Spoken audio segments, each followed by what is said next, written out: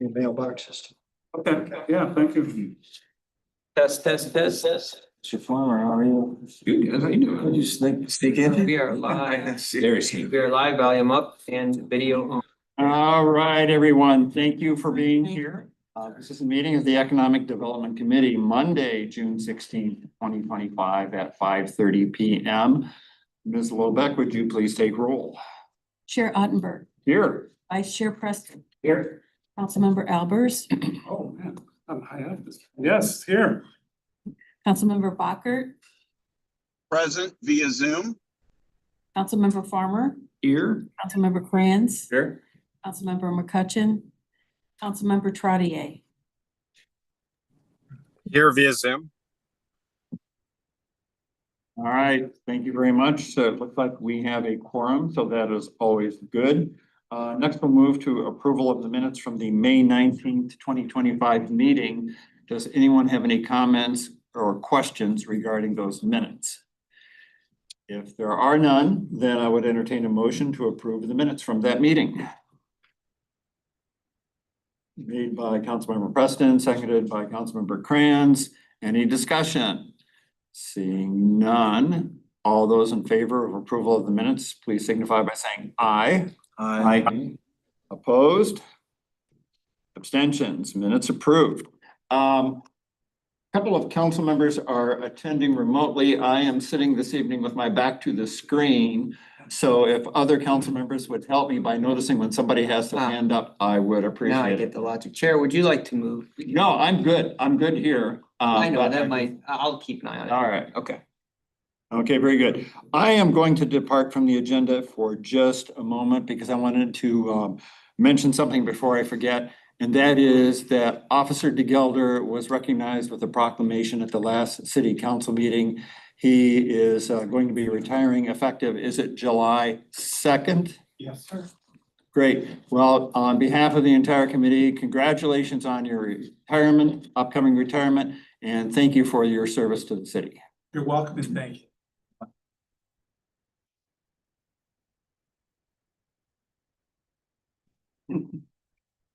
All right. No gold wash or anything, but thanks. All right, we'll move along to public comment. Ms. Becky, had you planned on making public comment or are you here as an observer? I'm here as an observer. All right, perfect. And Chair, we have no participants right now via Zoom other than our council members that are participating. So one on Zoom. Okay, super. Then we will move along then to discussion items, starting off with for information. And first of all would be an update on business changes and other business news. So for that, I will turn things over to the tag team of Mr. Lee and Ms. Vassan. For this one, not tag team there, Chair, we'll turn it over directly to our communications and economic development. Super. So we've had a busy month. We just posted our latest spotlight, which is on Visiglia's. All of these spotlights profiling local businesses are doing tremendously well. We're seeing a huge growth in digital traffic for our social media and for our website. A few stats, we have seen a 161.1% increase in total post reach. And it's driven by the shift that we have going on toward dynamic content like videos, reels, stories, and live segments. Videos alone reached 1.1 million over a multi-month, 2+ month period. And multi-photo posts reached over about 121,000. So yeah, all this to say that posting about businesses is doing well. We had St. Louis Community College, their Health Sciences Center opened May 29th, tripling campus enrollment. New businesses like Singer's Ice Cream, Good News Brewing, American Mattress, Advanced Carpet. We also have some community events and upcoming events, a networking lunch with the businesses of Wildwood. That's coming up June 19th at Visiglia, which is well timed with our latest spotlight. And then we have the West St. Louis County Chamber of Commerce monthly lunch is June 26th, 11:30. Celebrate Wildwood, September 20th. And then we have a bunch of business anniversaries. Visiglia is actually celebrating 75 years. and an upcoming Mattress Dogs fundraiser, June 28th. All right, thank you very much. Moving along to ready for action items. A, review and update of the Economic Development Initiative mission statement. And talked at length about this with Paula. And I don't know about the rest of you, but I've sat through a number of discussions when I was in the corporate world regarding mission statements. And very often they tend to be 4 or 5, 6 sentences in length. Once they're written, nobody ever remembers what they say. And oftentimes when you have multiple sentences in the mission statement, then the conversation breaks down into not what the actual message is, but where commas are supposed to be placed and that sort of thing. So I asked Paula for her thoughts on just giving us an updated mission statement, since people will take a look at that once in a while. And we may be asked what the mission of this committee is.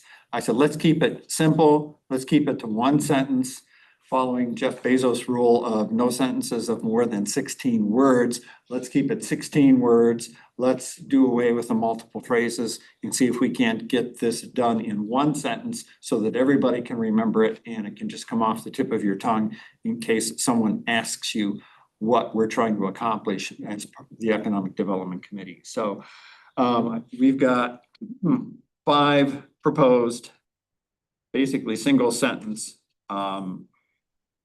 suggested mission statements here. I would encourage you to take a quick look at them if you haven't already. Let's just zero in on one and get this thing improved and move on. And then we should be good to go. And everybody will be on the same page regarding what our mission is. If Chair, Can you read those? Just. Oh, okay, yeah, so, I can share them on the screen too. all right, yeah, super. We'll do that. Thank you, thank you. Are you still waiting your iPad? I got my iPad now. Okay. You don't know how to use it though. I know how to use it. I found my password, so it's working. Cliff, you may want to be careful sitting next to me. I'm sorry, that was totally inappropriate. All right, Chair, I've brought it up on the screen here and we've got, it's these 5 right here. We'll just read them all. Chair. so I think number 1 was the one that Paul and I had discussed when I had spoken with her last week. It's basically short and to the point. And basically, we're here to support business growth, boosting the community, and preserving Wildwood's character. I guess we could add the word in there, rural character, if we wanted to, but that's short, that's simple, that's brief, that's to the point. If somebody else has any other suggestions or thoughts, you know, obviously we can discuss them here. Can you read that again? Pardon? Can you read that again? I don't know. I haven't. Oh, well, right up Found here. it. They're right up here. Okay, there we go.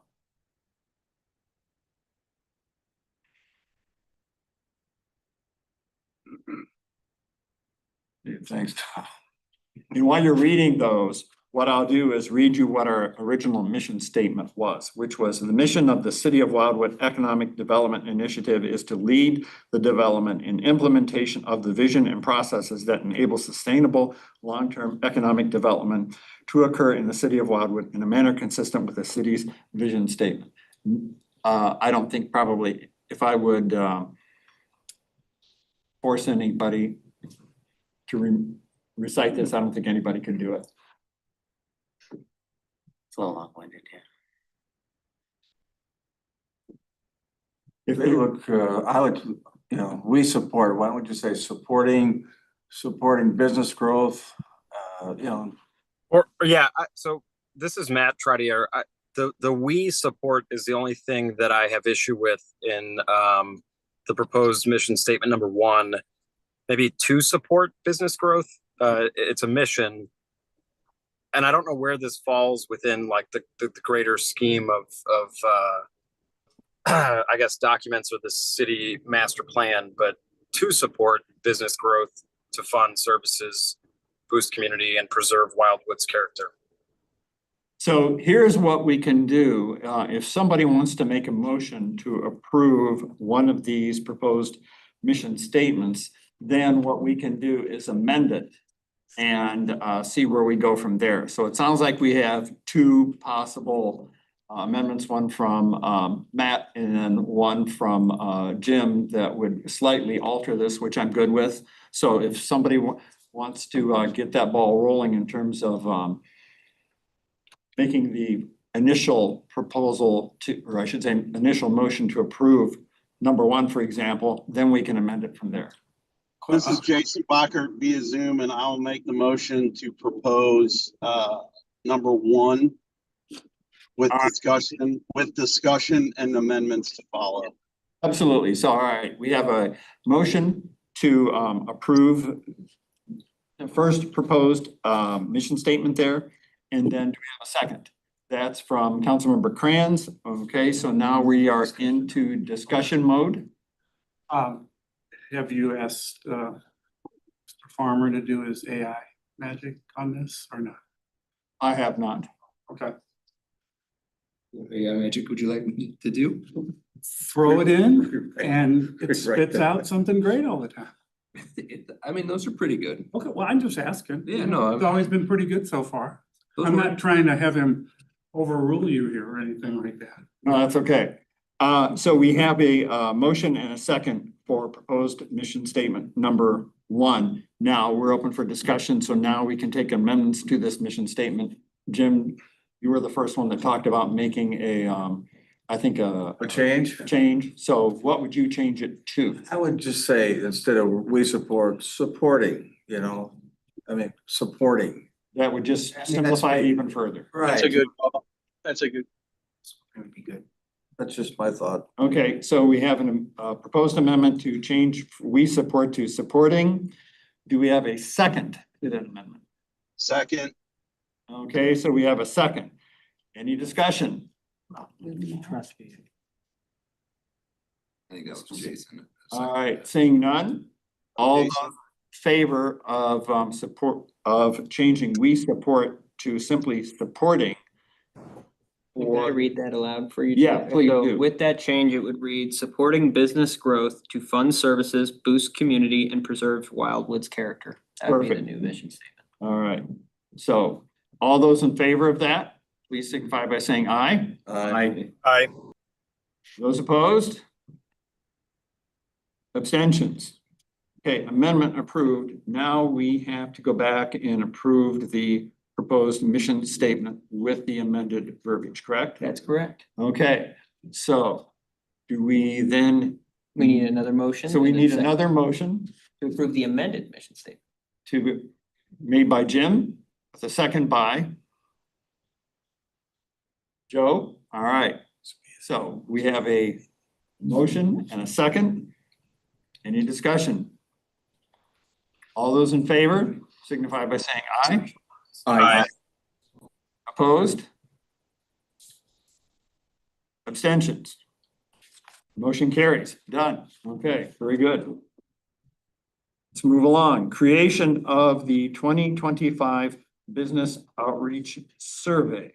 So with this, I think we turn things over to Paula. Okay, so we have done a survey. We've done many surveys in the past. 2023 was the most recent.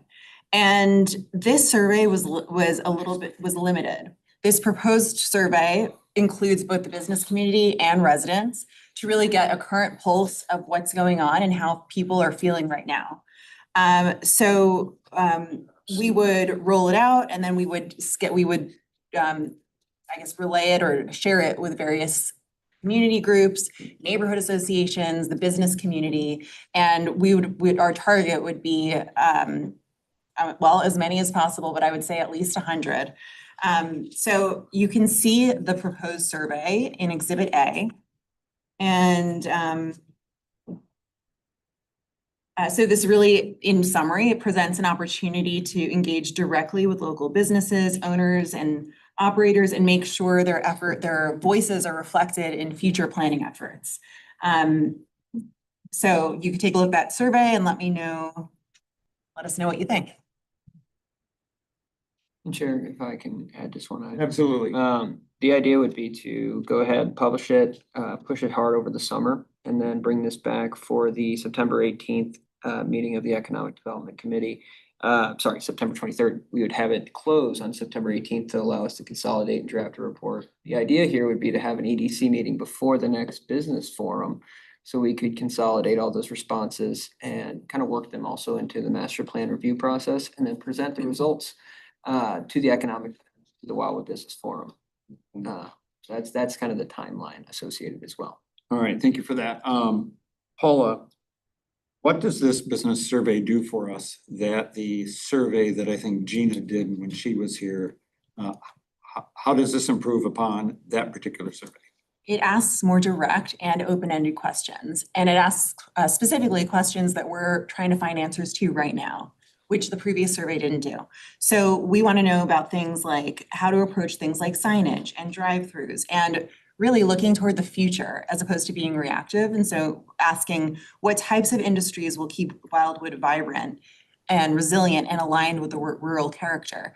So this is really going to help with insight into how the community wants Wildwood to grow, and what services they feel are lacking or they feel could be needed or enhanced right now. All right, thank you. Questions, comments, suggestions? Ms. Lopez? Matt has his hand raised. All right, Matt? So I'm not aware that I raised my hand. It's little hand. Okay, sorry about that. The hand was up there, so. Yeah. I saw it So too. hold on. Yeah, my hand was not raised. Sorry. Perhaps someone else's? Somebody saw your hand raised and we thought, Little hand thing down there. It could be a glitch, Councilmember Trotter. So my hand is raised now, Oh, there is a. Let me see it. and now it is not raised. So I don't know what the issue was, but no, my hand was not raised initially. not a problem. Thank you very much. Sorry for the inconvenience. Thank you. Let's give input to Paula right now about, Yeah, this is your time for questions, comments, suggestions. Yeah. was that one of the items that the public was looking at, drive-throughs for the master plan?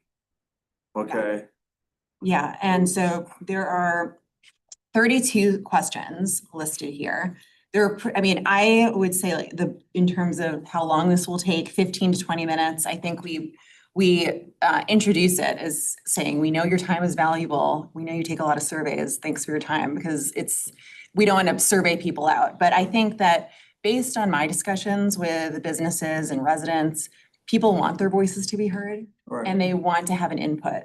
So I think that this survey will do really well and resonate. What's the top three? What, drive-throughs, what's number two, if that's number one?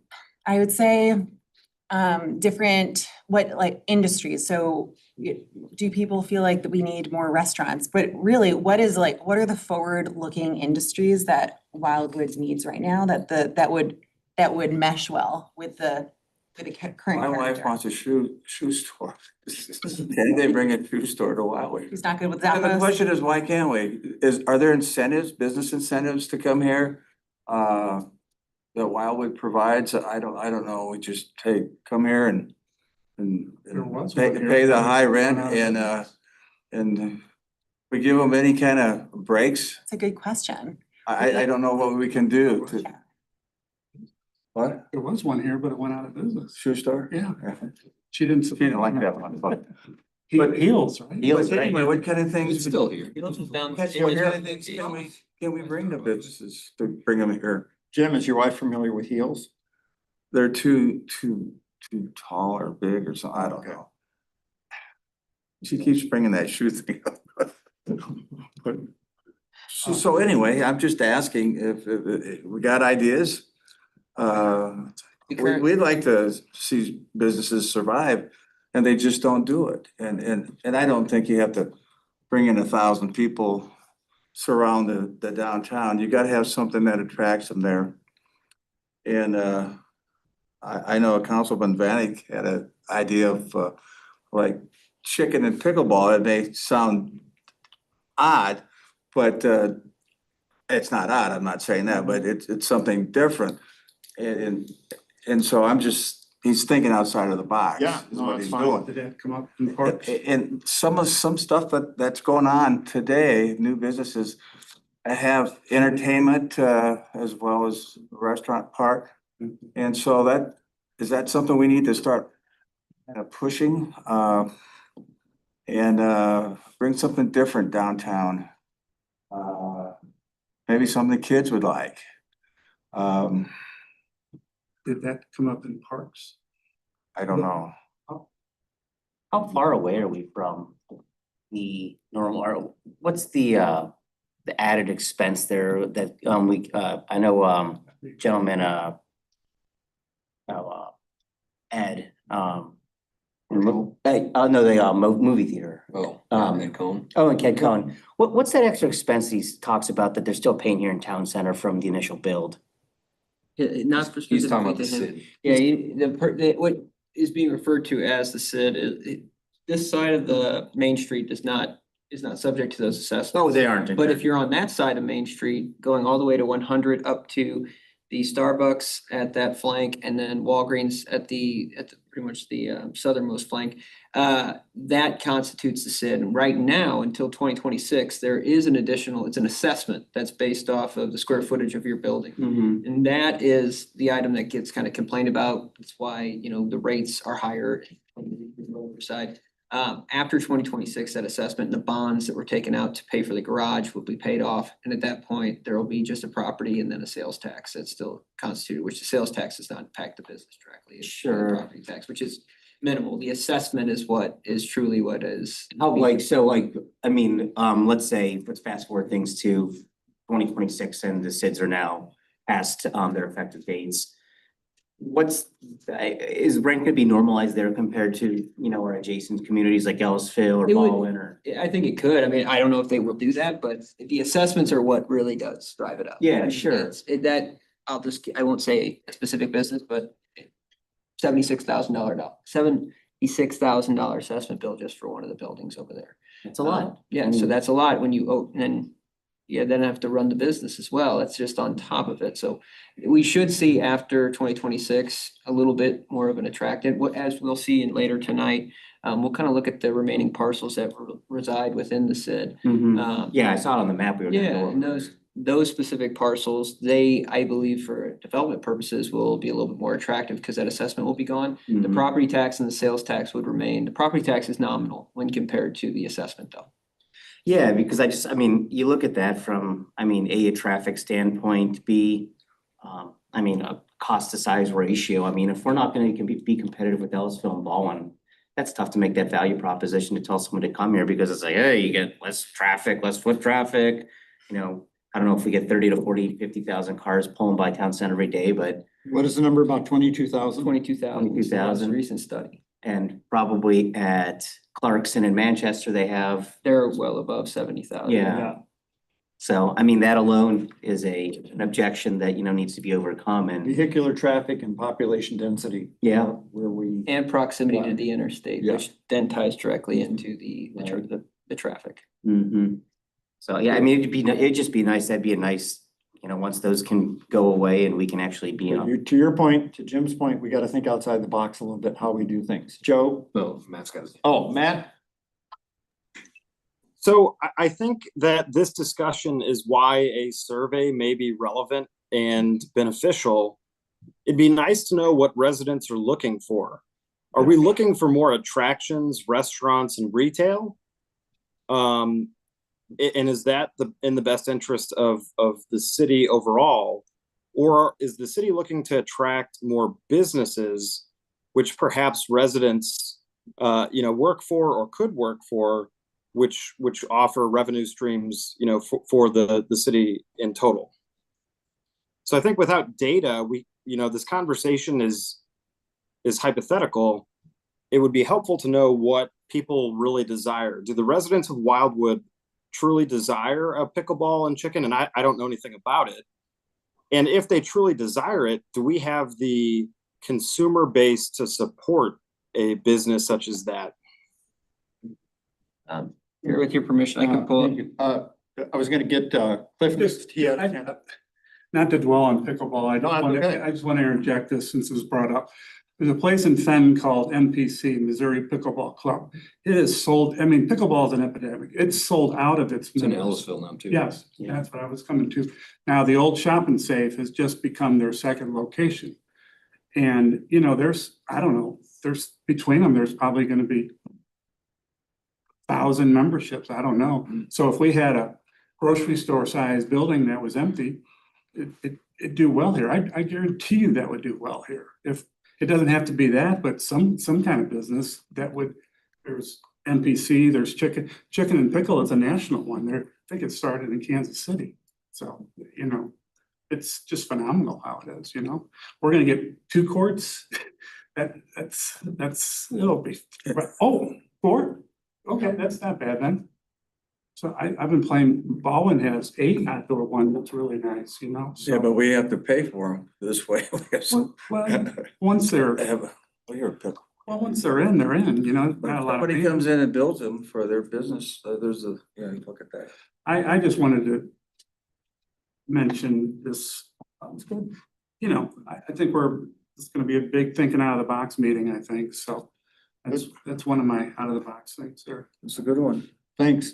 Tom, sorry. No problem, Chair Ottenberg. And I just wanted to respond with some data that we do have from the 2022 citizen survey, and maybe this is a discussion where we can go back out to the residents, kind of ask them, and that's something we can commission as the EDC. But to speak to your point, committee member Trottier, I just want to read back. We asked a question and 752 residents answered back in 2022. So these answers could be a little stale at this point, but I think still relevant. One of the questions in an overarching survey asked the question, what types of businesses, community services, or other amenities are missing within the city of Wildwood, kind of gearing towards what type of businesses would you like to see come here? And the top 3 were retail, dining, and then entertainment. Strongly agree that they're missing in our community. Retail is at 29.44%, and then somewhat agree with that retail is missing is 37.10%. Dining, we had 47.33% agree, strongly agree that we do not have it here in town center, and then 29.68% of that 752 residents said that they somewhat agree that we don't have enough dining. And then last but not least, entertainment was at 27.01 for strongly agree, and then 31.55 for somewhat agree. So that shows that that what the residents wanted, at least from the 752 that answered the survey, were retail options, dining options, and then entertainment. And entertainment was broken up into, you know, things like axe throwing, you know, pickleball, escape rooms, those types of businesses that are more so adding a service. And I'm sorry if I missed this, Paula, how is this being distributed, or who is this being distributed to? This would be to residents, businesses, people in Wildwood who have a connection to Wildwood and care about the Is it future. mostly an email? Yes, it would be social media, newsletters, all of our communications channels on our website. Okay, cool. So just sort of circling back to Jim's question on the drive-throughs, and this will come up again later. In the area in the survey where we talk about drive-throughs, we were very careful to point out that any drive-throughs would have to be approved by the Planning and Zoning Commission. The designs would have to be approved by the Architectural Review Board, because as you well know, there are certain people out there, when you mention drive-through, their first thought is of a fast food restaurant with the garbage cans overflowing. And so we need to assure the citizens. Well, that will be a change in your master plan, Yeah. right, Joe? No, it wasn't. Drive-throughs? Town center plan. Okay, Wasn't one of those, we talked last month. okay. So any other questions? Yes, Mr. Vunich. My apologies, and Paula and I did discuss this, but my understanding is the surveys for businesses, That was I think you just mentioned residents as well. Yes. We just finished the survey for the master plan where we had 800 responses from our residents. And we asked business questions as part of that as well, because one of the elements in the master plan is economic development. So I caution about repeating ourselves. So when would it possibly make sense then for you and Paula to sit down and review the data that you already have to make sure that we do not get repetitive? And I apologize. No, that's okay. Paula and I talked, I thought it was a business survey, so I made a wrong assumption, but. from- Paula, does that make sense to you? Yeah, I think it definitely makes sense, and I'd love to see that information. Some Silver Tablet Marketing did it, Debbie Ward. It was a fairly comprehensive survey. It was open for 3 weeks. We received 800 responses. There's been an analysis done of the responses by the 3 different AI platforms, Chat GPT, Gemini, and one other I had never heard of before. So, and we collated all of that, brought it back to the master plan Citizens Oversight Group. They spent 2+ hours going over it. So I think there's a good amount of information already that certainly is available to this committee as well as City Council. So it would sound like then the best course of action to avoid being redundant with these surveys is for Paula and Joe to sit down and meet and then possibly revise this survey. Does that make sense to everybody here? My apologies. to- No. And maybe another alternative is to focus it on just businesses and not, I mean, I look at it as not really mutually exclusive. Businesses are also residents. And so collecting the more information, the better. But maybe if this is limited to solely businesses, then it would add more value based on the previous survey that's already been done. And that would be an easier change. Then one last thing, and Sure. again, I'm under the direction from the Planning and Zoning Commission to kind of expedite this drive-through discussion. And we were thinking about having a public hearing before Planning and Zoning Commission sometime in July or August. So as we could proceed. The reason I say that is, although the master plan citizen oversight group will be looking at the conceptual land use categories map, the change to drive-throughs is more toward the permitted uses. Because it is already anticipated in the workplace district, but without drive-throughs, it just says with drive-throughs in the downtown. So it's a little more of a refinement.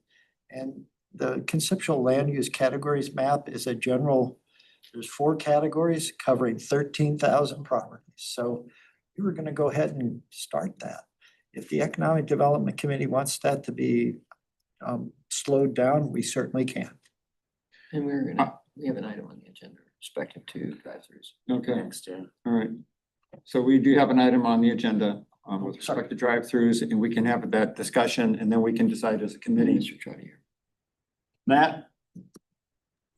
Yeah, sorry, I'm trying to use the hand raise appropriately.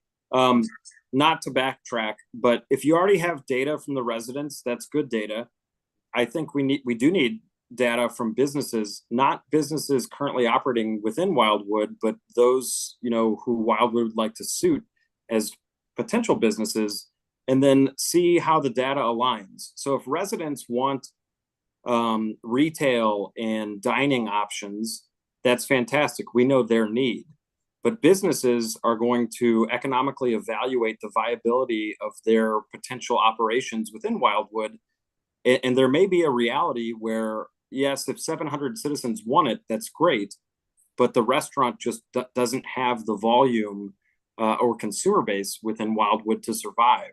So I think if we had data points from both sides, we could merge that efficiently and try to, I don't know if pitch or sell, but suit prospective businesses based on the data achieved or obtained from both sides.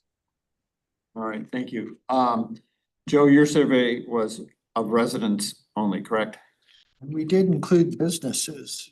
That was a specific request because Ms. Boomer Schlegel, Ms. Baker, and Ms. Peck are business representatives on the oversight group, and we wanted to incorporate some of that as well. So we have some feedback.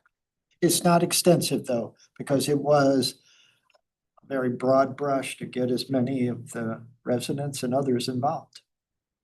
But where we should have these drive-throughs, right? Very much so. The department in 2008, well, we have something on the agenda. Yeah, well, go ahead. I mean, Well, you want a recommendation from us? Are you looking for that? Well, I'm wanting a recommendation if we're moving too fast and you all want to basically take some time and survey I it. think. I'm not necessarily down want to with slow that. things down. I could, I don't think so. I would support it. Well, I'm not, like I say, there's an item on, I've interloped into this meeting, so my apologies. No, we're good. We're good. All right, so regarding, we need to come up with a course of action here with the Chair. survey. Could I make a recommendation? on the course Absolutely. of action? Maybe what we can do is postpone for 1 month, bring it back at the next meeting, have the review of bring back the results from the master plan survey, but also come back with a tailored approach to go after two things, the business community here in Wildwood, but also maybe it's something that goes outside of Wildwood to entertainment, dining and retail. And we retailer the questions for both sides, one side being business and the other side being, business in Wildwood and the outside businesses that are not. What's everybody think of that? Do you want to delay it for a month? Survey component, just the survey, Oh, okay. Oh, and come back with some They revised can questions. merge the, Yeah, okay. yeah. That'd be fine. All right, somebody want to make that motion? Cliff? I motion that we delay it for a month, so Joe and Paula can merge their ideas together here. All right, do you have a second? Jim? All right, very good. We have a motion and we have a second to delay approval of the business outreach survey for 1 month to give Paula and Joe a chance to sit down and compare notes. Any discussion? Seeing none, all those in favor say aye. Aye. Those opposed, say no. Abstentions. Okay, motion carries. Thank you. Moving on to the creation of an economic development advisory group. This is something that Paula called me about 10 days ago, 2 weeks ago, something like that. And my thought was, why not? I don't think we've done something like this, at least recently. And there's no cost involved with it. But Paula, I'm going to turn things over to you and let you talk about this. So we are proposing a roughly 8-person advisory group of local economic leaders to help guide work and future strategies. You mentioned business incentives. So this group would advise us on best practices when it comes to business incentives. What are other cities doing successfully? Where are they failing? So why it's important, it reflects our mission to collaborate and think long-term. It brings real insights from the workforce, from business, from innovation leaders, and hopefully it builds trust and helps us shape realistic plans. So some suggested members are listed below. This is from dozens of conversations that I've had. And so this also will jive with our mission statement. We want the people that we select to match our mission statement and what we're trying to achieve. So some questions just to think about. Does our mission align with the needs and priorities of high tech and innovation focused sectors? How can we promote certain areas? Currently, this one near Highway 109, currently agricultural but zoned for industrial use as a future high tech corridor. And then what collaboration opportunities can we explore, such as workforce training or innovation-focused events? Any questions for Paula?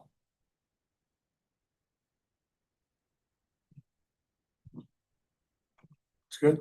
Yeah, I think it's a good idea. All right, then I would entertain a motion for Paula to proceed with setting up this economic development advisory group. Okay, I'll make that motion, then we'll have discussion. Yeah, super. Okay. All right, so we have a motion for Paula to proceed. Do we have a second? Cliff, all right, thank you very much. So we have a motion and a second discussion. So you're gonna have like a board, right? Is that what, okay.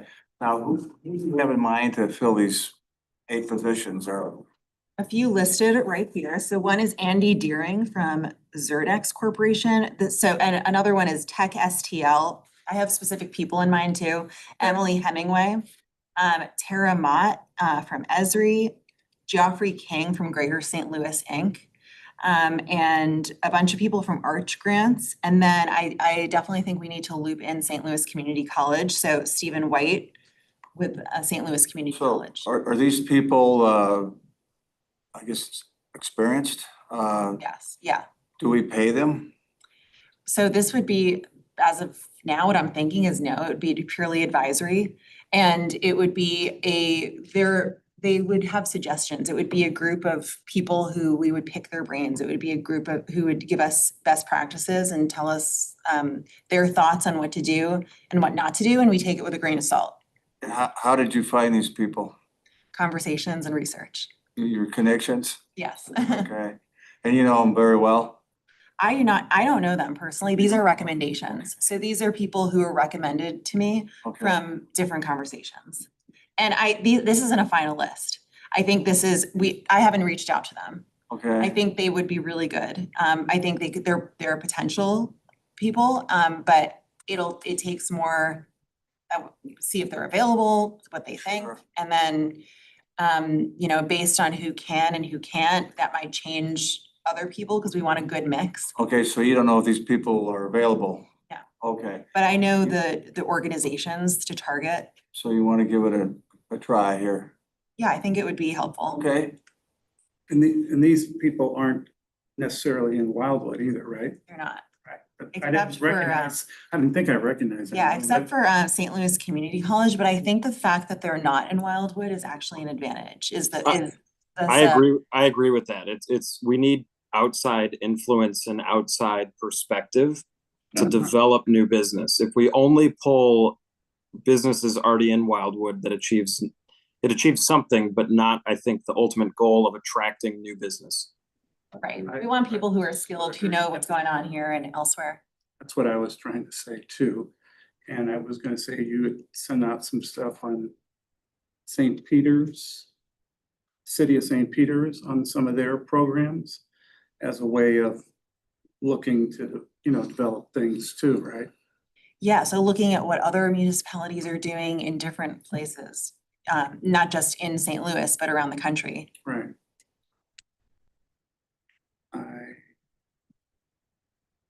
I'm all for it, and I agree with the outside perspective too, like that. right. All right. Any other discussion, questions? We have a motion, we have a second for Paula to proceed with this advisory group. All those in favor signify by saying aye. Aye. Opposed? Abstentions, motion carries, thank you. Moving on to, circling back to something we began a discussion on a few minutes ago. Review and consideration of drive-through uses along State Route 19. So again, we'll turn things over to Paula. Okay, so this is something we've been looking into for a while, and we've had a lot of conversations about this. So, this is just a document looking into just the background, the historical background of the conversations we've had and where we are right now. Thomas, I know you have more to say on this, but under current zoning regulations, drive-through facilities are only allowed under very limited circumstances. And it's primarily financial institutions and select previously approved businesses. We have a list of what they are right now, including Starbucks, Panera. We've also created a map to look at the commercially available, like what's actually available right now.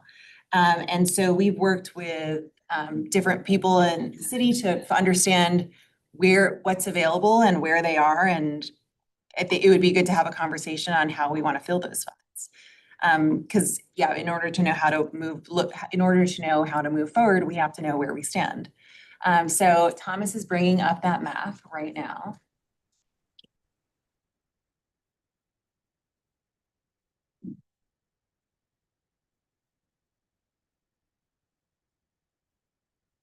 So if it has a color here, just to add a little context, that is the undeveloped properties here within town center. If they have a pending development project or something along those lines, they are not highlighted. So this is what's remaining here in town center. We also have the industrial area up here highlighted. And then we also added the LaSalle property since that recently went on the market, but that is not in town center, so there will be some pretty strong restrictions on there. But when we're talking about master plan, really it's the industrial district and here in town center, so it's really getting a basis of what currently is available, what is left to develop in the group here. That said, and I didn't want to cut you off there, Paula, but feel free to take it back away if you'd like, but No, I think it would be helpful to go through each one and then just talk about that's the next agenda. next, okay. That said, the idea here is, after conducting some research, where you find the most success with drive-throughs, and this is something that everyone observes as you're driving throughout the country, if you've ever been on a road trip. Typically, it's at interchanges at the end of the day. It's where you hit a city, you hit probably their main road for their city, and then you're going through an interstate. At those points, typically you'll see presence of gas stations, you'll see the presence of some quick food service chains, and some, maybe a retail shop or two. So those are typically where you'll see the amount of traffic necessary. And looking at Wildwood as a potential area for this, there's two questions to call in mind. Did we want to look at State Route 109 within town center and just open up the floodgates? I don't think that's what our residents want. I don't think they want to see 15 different fast food restaurants open overnight, but maybe there's something the city could do. It'd be a little bit more of a controlled approach. And what that came up with in the memorandum tonight shows that maybe it's a focus right next to the intersection of State Route 100 and State Route 109, maybe circling around these three parcels. To add some context here, this red parcel here, that is going to have, after the reserve is built, there will be a road that cuts in right here and goes into the development here. So when you talk about egress and ingress to these developments, they're not going to be coming right off 109.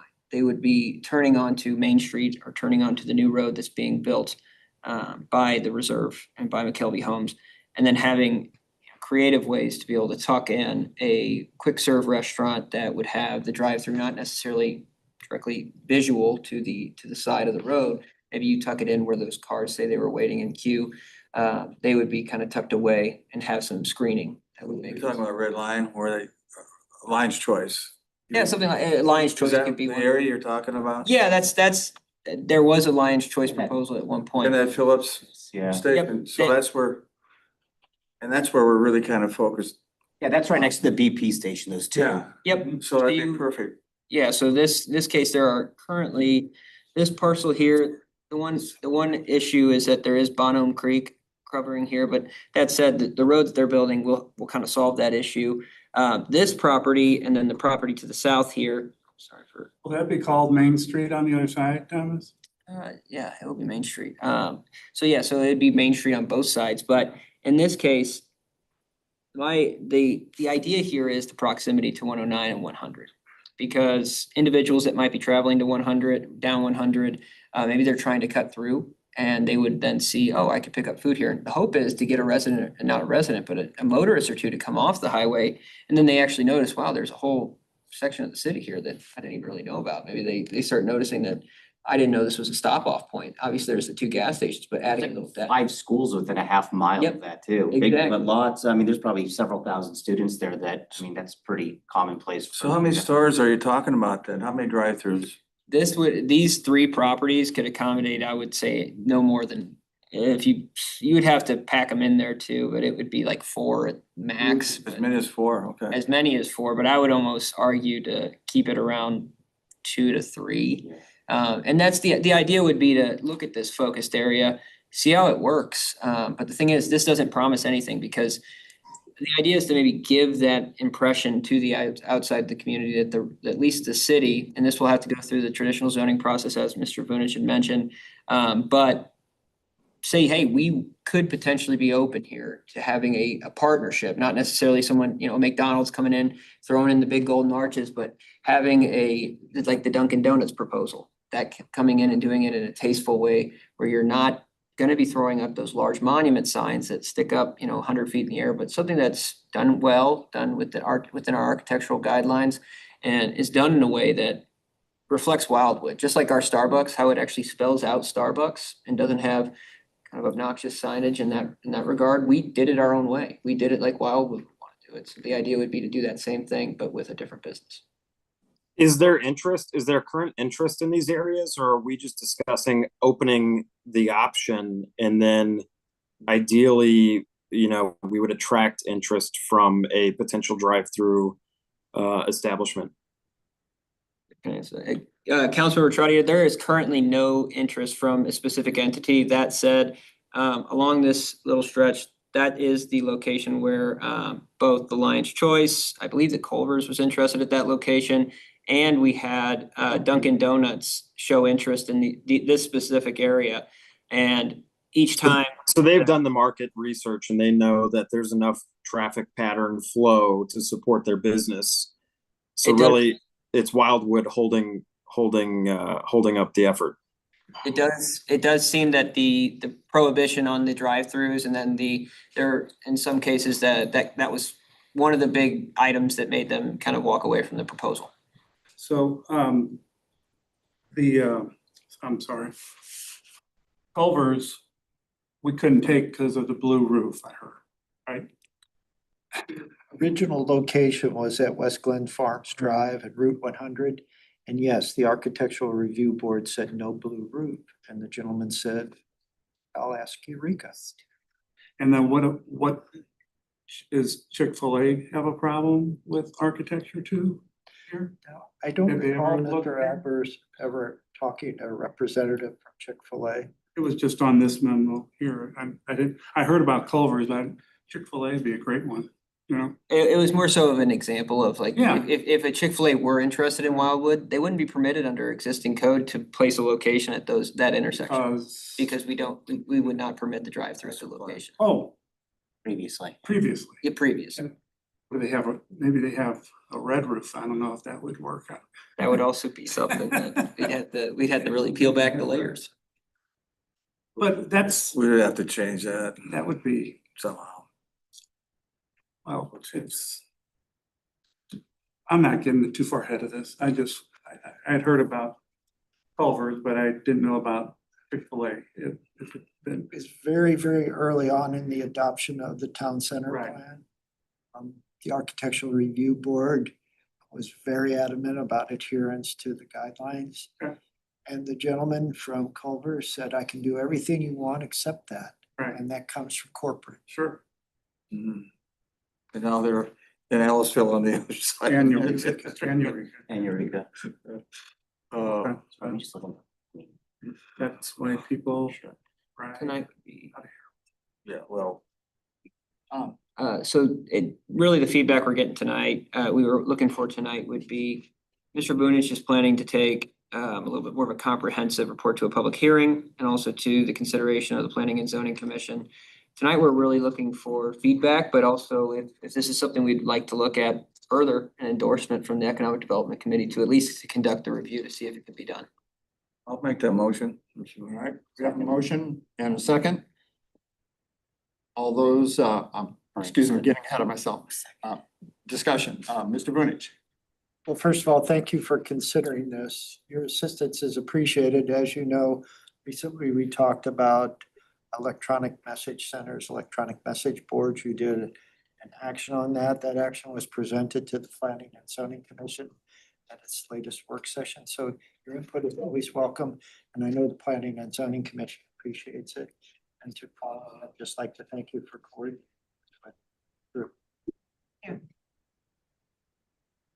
All right, And so then who is the first and second on that, just for the. Jim and then Oh, me. okay, thank you. Mr. Krantz and then Mr. Preston.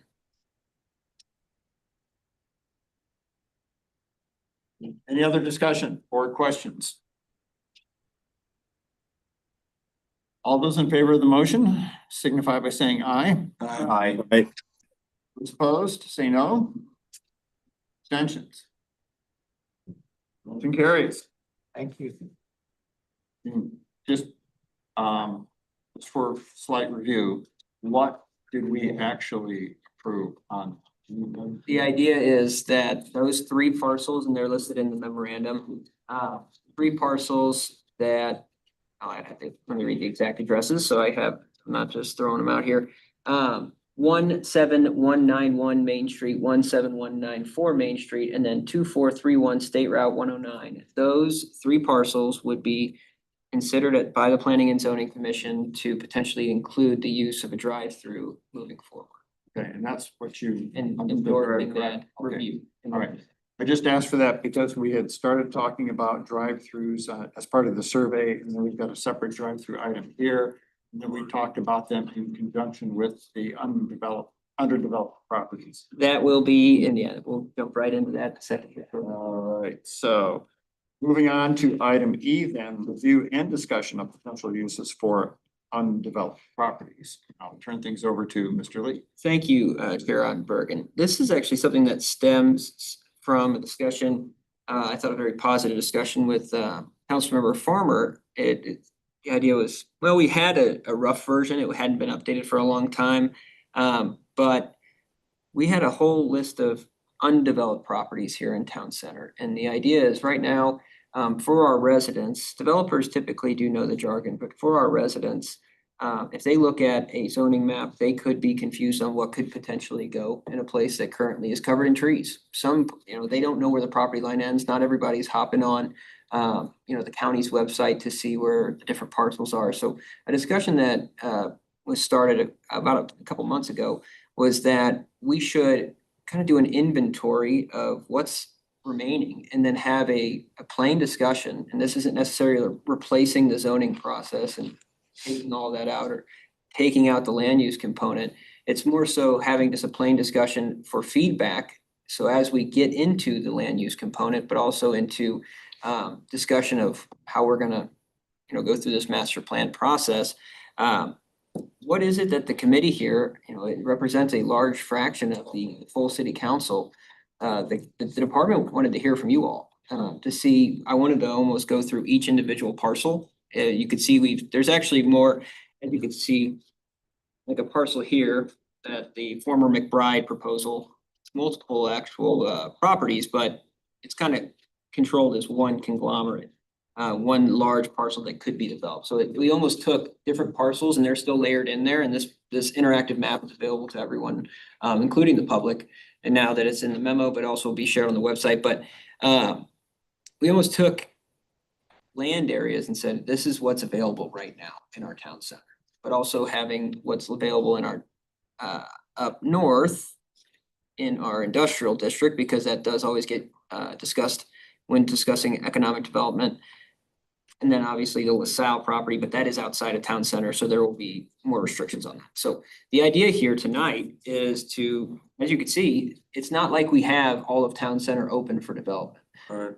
So the idea tonight would be, maybe we even click through these and say, what do you want to see there? Not in the sense of, let's zone that and non-urban, let's make that, let's actually talk about, I'd like to see a restaurant go in there and then have a couple other options too, because developers don't necessarily just show up and say, I'm ready to do whatever you want, one option. Yeah, We would say a we're couple- losing our commercial, that McBride area, that'd be great to be like a light business area.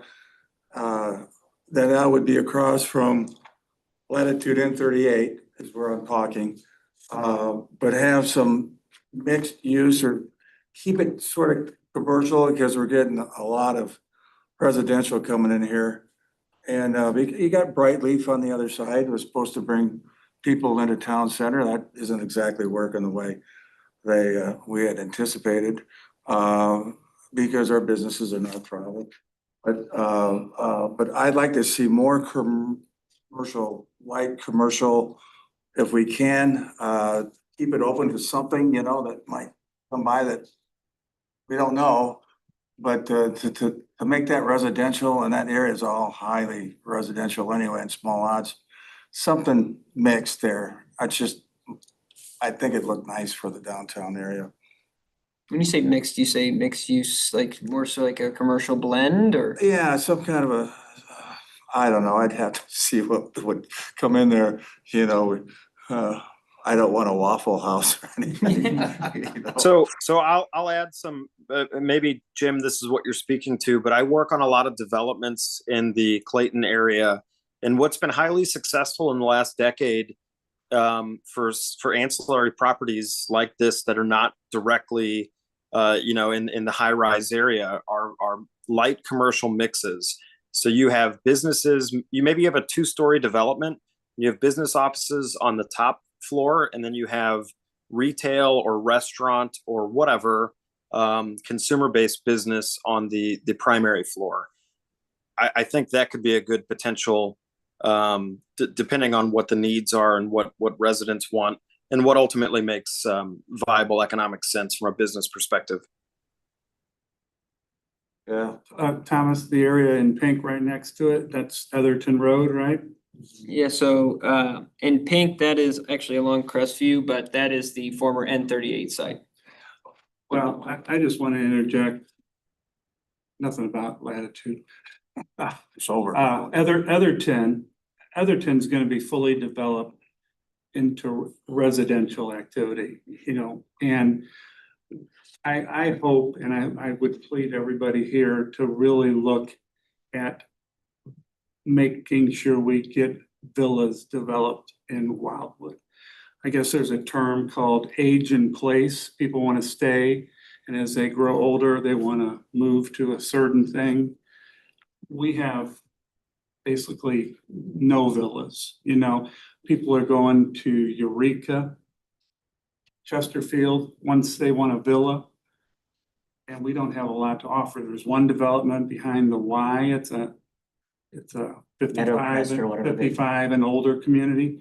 Something goes up, it's gone right away. But we really need to look at the villa development in this area. And I think, in proximity to the town center where you have a lot of walkable or short drivable grocery stores, restaurants, entertainment, that makes sense. So in this case, just to kind of summarize, so I guess we can kind of bounce around here, but I think we're focusing in on, I'll circle what we're focused in on here. The N38 site, and then also focused in on the former McBride proposal site. We're saying here that what would make sense there, to summarize, would be light commercial, office on the second floor, retail restaurant on the first, but also potentially having the introduction of villas at that spot. So kind of that's a pretty open-ended, which is good. So that said, it wouldn't lock it off just commercial. It would have an opportunity if the right project villas would come in for these two sites, both north and And south. those villas may work depending on what goes on the other side of that property where N38 was. If you have less density over there and then beef you could have a mixture of something like that in there. That might work. So Midas is a large contractor development firm that's doing a lot of business in the St. Louis area. And they have, cutting edge data on these exact things. The light commercial could be condos on the top floor and restaurants and retail on the bottom floor. This is becoming a popular thing. And I think the Wildwood Town Center is well situated for one of these developments. Essentially the Greenberg. Joe Rooney, your survey that you did of Way bigger? residents, Greenberg? No. is there any information in there or any feedback that Condos versus. can sort of dovetail into this conversation? Yes, sir. And what would that be? We asked our residents what the typical question, what they would like to see. Villas came back as a primary response. We also talked about just mixed use in town center and the application there, and if there were particular activities. And again, Tom mentioned them on multiple occasions, retail, restaurant, certain services. So we're hearing a consistent message, if that's any. Very good. What type of action did you want to see from your committee on? This was tonight? the type of action. So the idea tonight was to kind of actually go through these sites real quick and just have this, we actually just had a really good discussion, right? These sites, and obviously we can go back and pull the addresses, but in yellow here and then in pink, what we would be happy to see, and this is not codifying it, but it would be something that could be taken to the land use component. Currently, that other land along Etherton is not for sale. Yeah, so when you go back here, nothing else along Etherton There's is we're available currently. Where are the 3 acre lots? Is that right where your arrow is right there then? There's, Yes. Yes. right, that's where those 3 homes are going, an acre a lot each. So you got all that space between there and the pink, which will be developed. That's where Tom's building his house. That said, so to summarize the idea here, Chair, is to Nice how you just skipped over that. Moving on. Not building the mansion over there just yet. But to have, go through each one of these sites and really kind of discuss what the committee would want there. And then each one, we would maybe take a motion that, you know, in this case, we could color coded it for that reason. Yellow, going forward with, some type of mixed use, but also light commercial, second floor first floor retail, restaurant, second floor, condos or apartments, something like that. And then also offering villas in these, depending on density, obviously, that would be key considerations, but just generally, what would be acceptable. So do you want to then just continue on Yeah, with keep each one of moving. these properties? Okay. So then what we have, and this is the next one we wanted to kind of I wanted to jump into the SID. So this, let's give a quick outline of the SID.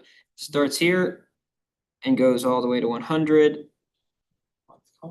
And the community improvement district, so right now it's an extra sales tax is levied in that district. They do pay assessments if they're a real property owner, and they also do pay property tax. There's property behind the garage there. Right. So these are the interesting component here, and I always found this fascinating. These are actually 3 parcels. So here's one. Here's 1, here's 2, and then here's 3. I'm assuming if someone were to purchase this parcel, they would have to utilize, and Mr. Vonich, you could answer this, but they would probably need to purchase this parcel as well to accommodate the stormwater. Actually, stormwater is addressed via the facility behind the theater. So these could be applied independently in theory. We may have to do water quality because when the Yeah, approval was granted for the more regional facility behind the theater, it was only for floodplain or reduction in velocity in floodplain, not water quality. Are they zoned for like offices? There's actually building? an ordinance that specifies what they can be, and a lot of it was, as Mr. Trottier just mentioned, there was a residential component, and commercial, and the garage was an integral part of that. The garage has kickout panels on the second story or the plaza side that were intended to allow direct access into a building, a multi-story building. Does Coleman own those properties? That's my understanding still, yes. All right. And he has something in mind. Wish he did. He has the wherewithal to build something really, really He special. claims Wildwood was a disaster for him. so in this case, we have 3 parcels here that could be bought separately, could be bought together. There's also 1 additional parcel here, but this actually is for quite frankly, a large parking lot at this time. Could be converted, but it is a bit, that could be available here in the future too. I'm gonna title these the SID properties because they're remaining properties within the SID. What would this committee like to see? I'd like to see it stay commercial. Yeah, Joe had his hand up, Joe. Yeah, I mean, I think certainly, you know, we can go through this exercise and, I mean, all of us will have some opinion on what we think should be in these places, but I am kind of, I think, in alignment here with Mr. Trottier, which is there are many pretty significant firms that this is what they do for a living. Midas being one of them. I'm pretty sure they're building the apartment building in Ellisville, or at least they're a partner in that. I've seen some of the stuff that they've tried to do in Clayton when I was doing those things too. So I almost wonder if the easier and better direction from a city standpoint is, you know, we have this map figured out, these parcels are available. Maybe we look at, I don't know if the process would be like an RFP or something like that, where we're inviting these kind of major developers that do these things to tell us what it is we should have here, because those guys have billions of dollars to figure this stuff out. And while I think it'd be great to put an office building or whatever across the street, I'm not opening one up. So I kind of think, like, you know, when we had this conversation, a few months ago about N38 and whether that was the right fit or not, or whatever. And we're having our kind of continued conversation about our Main Street now going even across 109. To me, this map looks pretty primed up for a company that knows what they're doing to come in here and develop that entire backside of town center the way that it probably should be, keeping, you know, City Hall and Village Green sort of in the middle of this commercial district.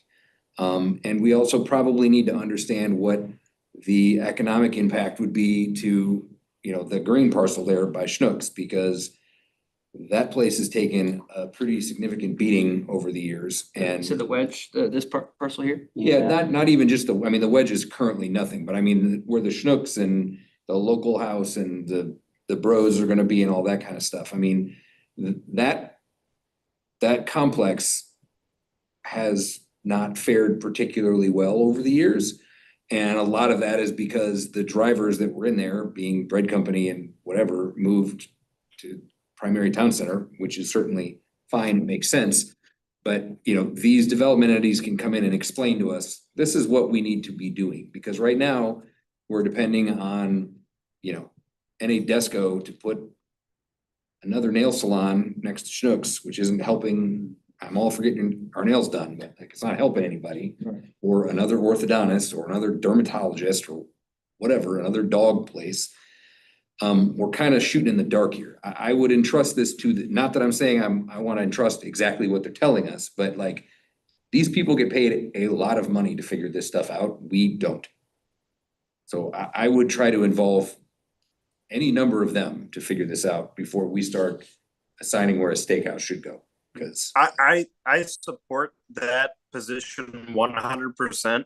Somebody else, there's other entities, and I have contacts with quite a few that would be happy to look at this. They want to make money. If there's a potential they can make money, they'll propose every which way to do so on these parcels. I think this group and city council at large is responsible for the latter half. Let's get the proposal, and then we'll work through those details and figure out if it's a viable fit or not. But I don't know that the several of us sitting here are necessarily well suited to identify what the ultimate most economically and aesthetically beneficial development is. I certainly am not. I would also just say, you know, this would put, I think if we did this part right, it would put the city in a position, and Mr. Vunich, please correct me if I'm wrong, that I don't think we've ever been in, which is now we sort of get to drive the car rather than just being told what is going to be put somewhere and do we like the blue roof or not. If we get out in front of this thing and plan accordingly and work with the property owners that, you know, had a deal with McBride and now they don't, those are conversations the city can probably try to facilitate in a way. But let these people do what they're good at. We have tried that before, when I was on the council years ago. And all we heard, we need some kind of an anchor store, remember, Joe, to draw people in. So what's important here is find the right stores that bring people into town. And we had a chance for Kohl's at one time, and Wildwood stumbled on that, but trying to feel our way through it. We've learned a lot, and we're just looking for a break somewhere to get things rolling. And Matt, I'd like your idea and bring some people in with some money. And we had done that with Opus. Remember, Opus came in and they were gonna build pennies. And they were gonna have restaurants, they're gonna have a lake and build the entire town center. And we said, that's too much here. And then we had Target, and then we chased them out. So we let some opportunity go, but we're a young city back then, And I think these companies will also, I hope, I mean, assuming that they would be the developer that is investing real money, they're also going to be able to assess for us what, if any, impact the new downtown Chesterfield would have on any of these things or all of that stuff. I mean, that is stuff that is way beyond what we can take a guess at. So Joe, would you like to put your thoughts into the form of a motion? Sure. I mean, I think I guess it's an RFP, is that right? If we're not, are we gonna go pay a consultant to? No, I'm talking about like, we wanna put together a package, which I think we're pretty close on. And locate, and Mr. Trottier can give us some names too, but obviously the Midas people are kind of in the news, we can get that figured out. Locate a handful of these large scale development groups that seem to fit into what makes sense here. And approach them about partnering with the city in some capacity to facilitate telling us what should be there, and then, obviously, we're not gonna rubber stamp anything, but, if you come to us with a good proposal, we're not going, we're much like we're doing here with the drive-through stuff, like, we're not gonna drag our heels and, get angry about it. I also think it's important to put the word out if we're doing this to the community, because the communication on this has got to be, it can't be wrong. Do We'll these never do that. companies bring the developments with them? They do. Yeah, I mean, mostly they have like, they have various anchors and entities that are kind of attached to how they build stuff. Coleman brought Walgreens and so they, Well, we've talked about anchors, and that's something we really need to drive some of our existing.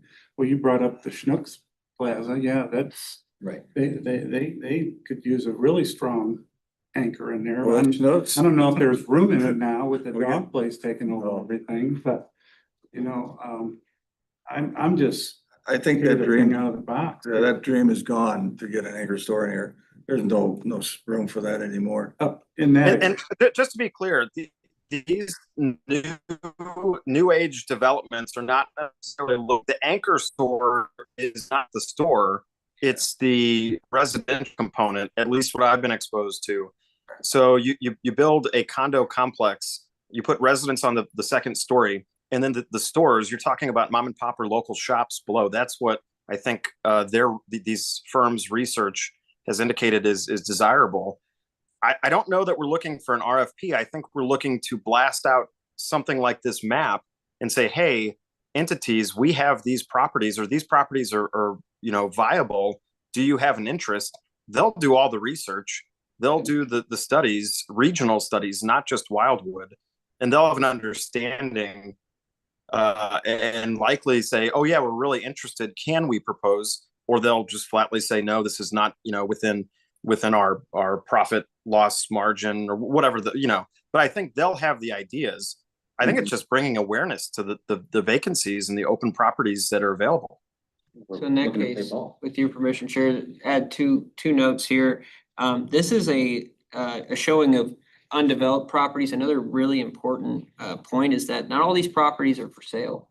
So some of these are off the market, but the idea was to have this pulled together to be able to communicate with the outside world, developers, development interests. Here's what we have, and you might have to go find the owner of that property and make a convincing case. And some of these properties are extremely expensive, to be quite frank. That said, we can go ahead and you'll see in here is actually, we've already added some of the info, the price of it. This would be a tool that we share with the development community. Show here's the price, here's the acreage. This is how, instead of just showing an address and here is the brochure, it's really showing, hey, here's the vision for Wildwood, here's what's left in town center. 100% agree with that sentiment, Tom. We're not the broker in the deal here. I think we're concerned about the latter half. Somebody gets to the table, they're ready to buy and develop. We need to steward that development according to the master plan and constituent opinion. But I think just simply showing some of these developers a vacant space, let them figure the rest out. If they think it's a economically viable opportunity, they'll be more than willing to come to the table and negotiate deals, whoever the landowner is. But I think there could be lacking exposure or visibility on what space is available. And then pair with that the mission, Wildwood's mission and forward thinking, economic plan, master plan, prosperity. And I think you could get some stars to align. Well, I'm going to circle back here to Joe. You were starting to put your thoughts into the form of a motion. Yeah, so I think the easiest motion is to authorize the city staff to engage outside development professionals to provide conceptual guidance on the development / redevelopment revitalization of town center. Perfect. Do I have a second? Councilmember Preston, super. We have a motion and a second. Any discussion? Mr. Vunich? Again, with your permission, Chair, Absolutely. I think we should be prepared to answer the question, will the city offer public finance incentives? There's very few developers, I think, at least in West County, that do projects without them. I think most ask for them. So I think you as a group need to be prepared to respond. Yeah, I mean, so that kind of goes along with what we have going in a way with the chapter 100 conversation and the issues surrounding that specific thing. You know, this is where you can get these entities that come in and explain, not that Mr. Trump has done a bad job or his partners on explaining that, but there's just kind of a different thing there compared to something like this. I'm not necessarily advocating it. I just know that Eureka just granted a chapter 100 to Aldi's. I would not necessarily see that as a major anchor or something that would necessarily spur a significant development of Right. town center. But I think most of the projects at Clarkson and Road and Manchester Road have gotten some kind of public financing incentives from the city of Ellisville to make that happen. I think what you're saying, Joe, is we just need to be prepared to have that Yes. conversation. Yes. We do. Okay. And I would say, I mean, I think we should be prepared for that. I think we should also be prepared that some of these entities might come back and tell us, this is not worth anything. And then that helps us try to figure out, like, looks like it's gonna be a lot of nice trees over there for a while then. Well, at least we know. That's right. Yeah. But I would also really strongly suggest, and you know, I think maybe we can lean on Paula on this. Like, to me, this is a story that can be effectively told publicly that gets the attention of the people that we wanted to get, while calming the nerves of people that are thinking that we're going to put, you know, Walmart there or whatever it is. But we have to have this conversation in two directions at the same time, or it will not go well. I agree. I think that we come out strong and control the narrative, right, before it controls us. It's only got like 50 stations. So yeah, so then that would be my motion with my encouragement on getting the word out specifically and keeping our minds open on the other stuff. Mr. Vunich? Mr. Chair, I think there's a great story to tell about town center. When Paula and I were going through the old map that Julian had prepared, there's been significant absorption of properties. This is, when you think about it, not much that's left. Mhm. And I think the message can be, if you're interested, you better start looking because things are going. I'll just, But a lot of these have been available for 20 years. Right. Well, since the adoption of the town center plan, but slowly but So I surely. know a lot have been Yeah. built, but a lot of these that are left have been left here for a long time. And Tom hit upon one of the reasons. Several of the larger properties is owned by one entity and the price is just astronomical. Jim, did you want to make a comment? Well, look what they're doing in Chesterfield. I mean, they know how to do it, but, I mean, we've had this conversation before and, it's good to take another shot at it. Let's do something. Okay.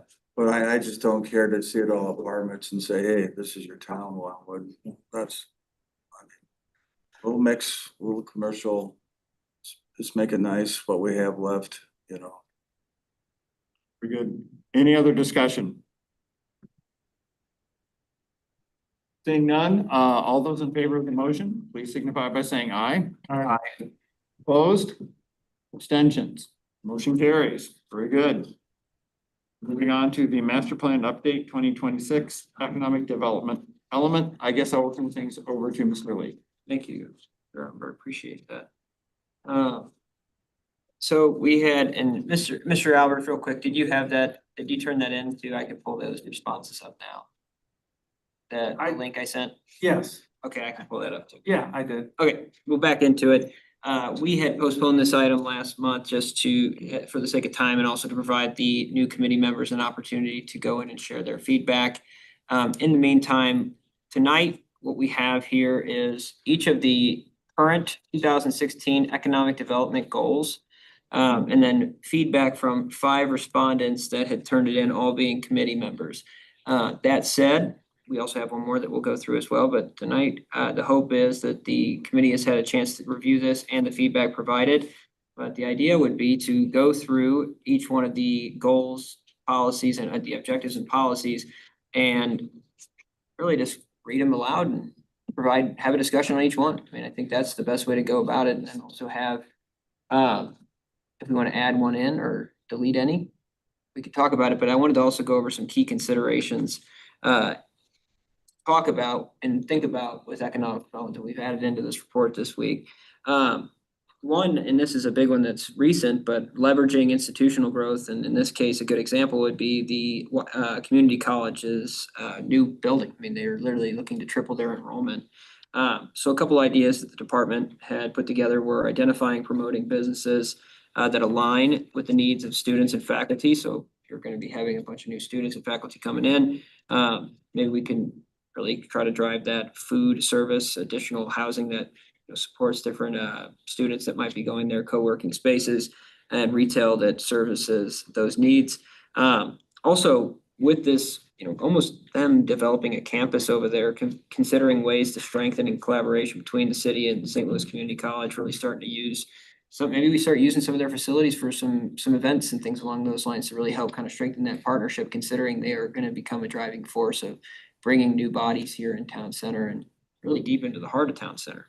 And then also maybe looking at, how we can maybe get better public transportation. I know it's always been an issue here in Wildwood, but connectivity to the community college, pedestrian infrastructure around it. Overall, we've got a really nice map right now, layout to get them there, but and also get them to and from. But maybe we can do a little bit more of an audit there.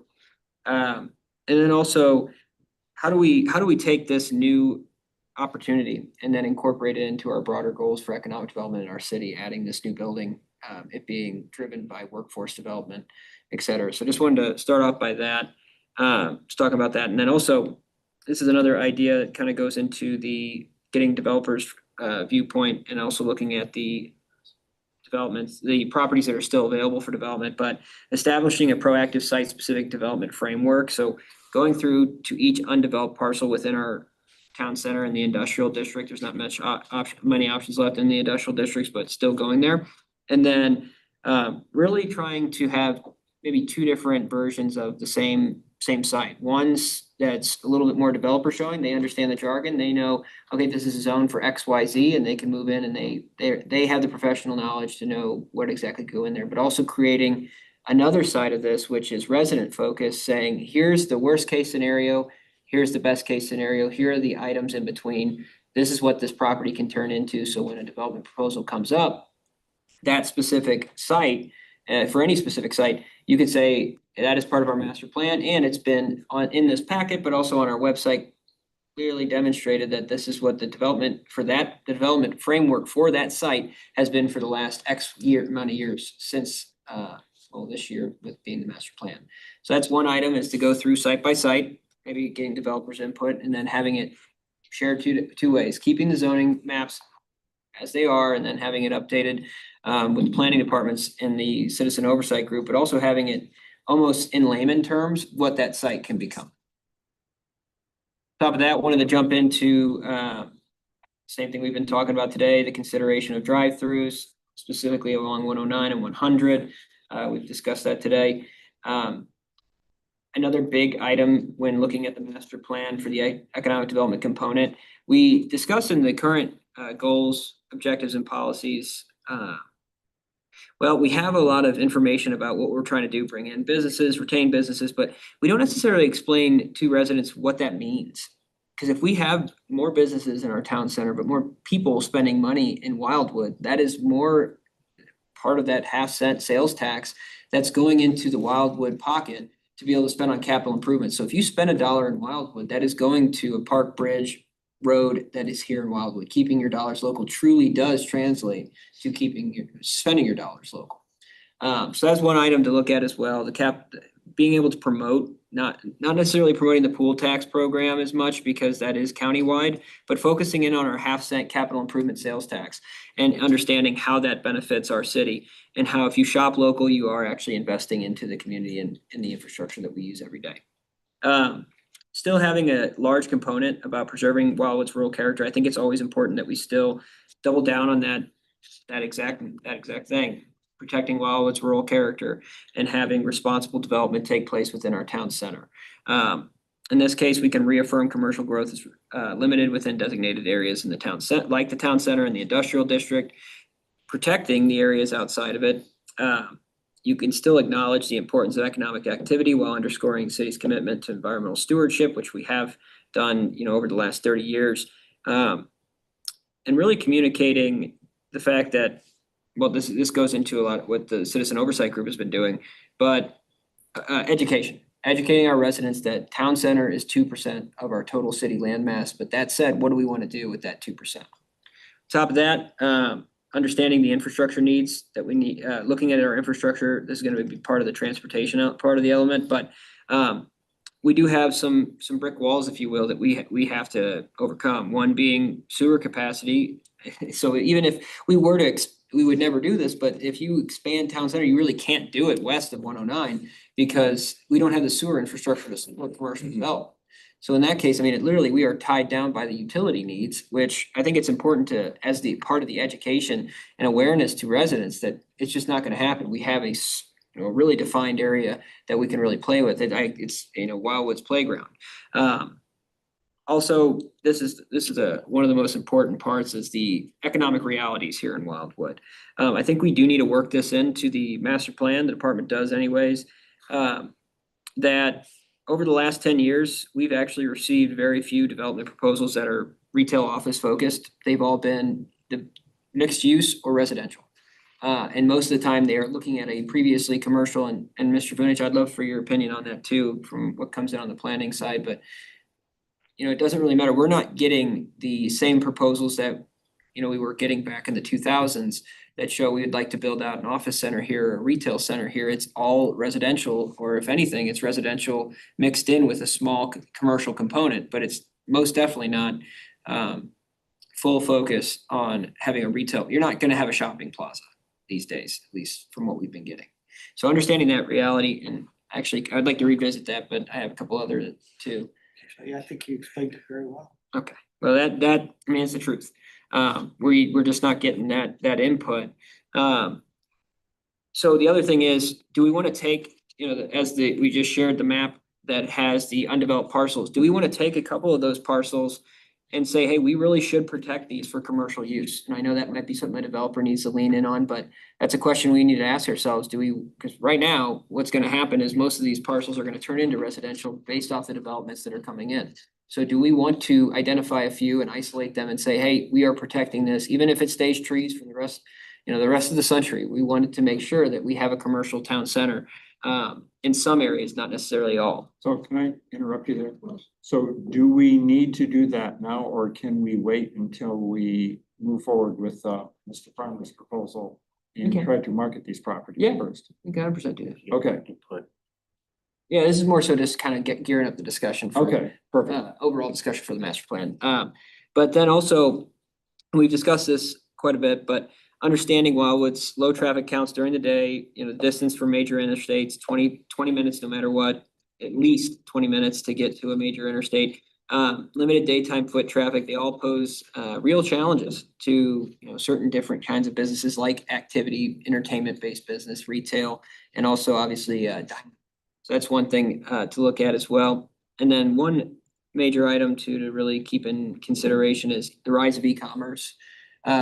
You really almost do have to offer some type of experience to get a person to come to your business these days versus just selling a good, because most of the time you can buy that good from Amazon. So the idea is, how do you help our businesses differentiate, and how do we help explain to our residents the importance of still spending those dollars locally? The other component too is, and this is where this all kind of ties in, is maybe instead of focusing on a model that's not necessarily fitting, and that would be finding businesses that focus in on daytime commerce, you know, that lunchtime traffic, things along those lines. Maybe we take the fact that we just don't have the daytime traffic and 90% of residents leave Wildwood for work each day. Maybe we shift our attention to, I think, an underutilized component of the Wildwood populace, which is they're leaving each day. So why don't we identify businesses that service residents that are both leaving to go to work and then coming home? There's that critical component of when they enter Wildwood, they're there for 15, the 15 minutes they're driving through Wildwood. What businesses do they want?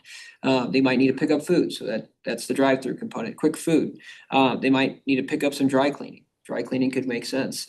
What about, also having some, not necessarily activity-based, because you're bringing the whole family. You're talking about quick grocery stores, things along those lines. Maybe you could talk about a limited Whole Foods, something that helps get them home and have a more convenient day.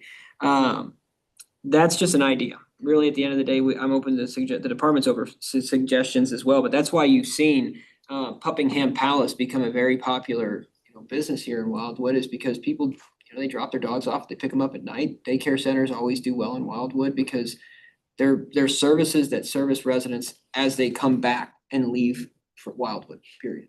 So the idea is just thinking about that in a larger perspective and what we want to recruit here to Wildwood. The other ones are going into more basics, but business retention, expansion, et cetera.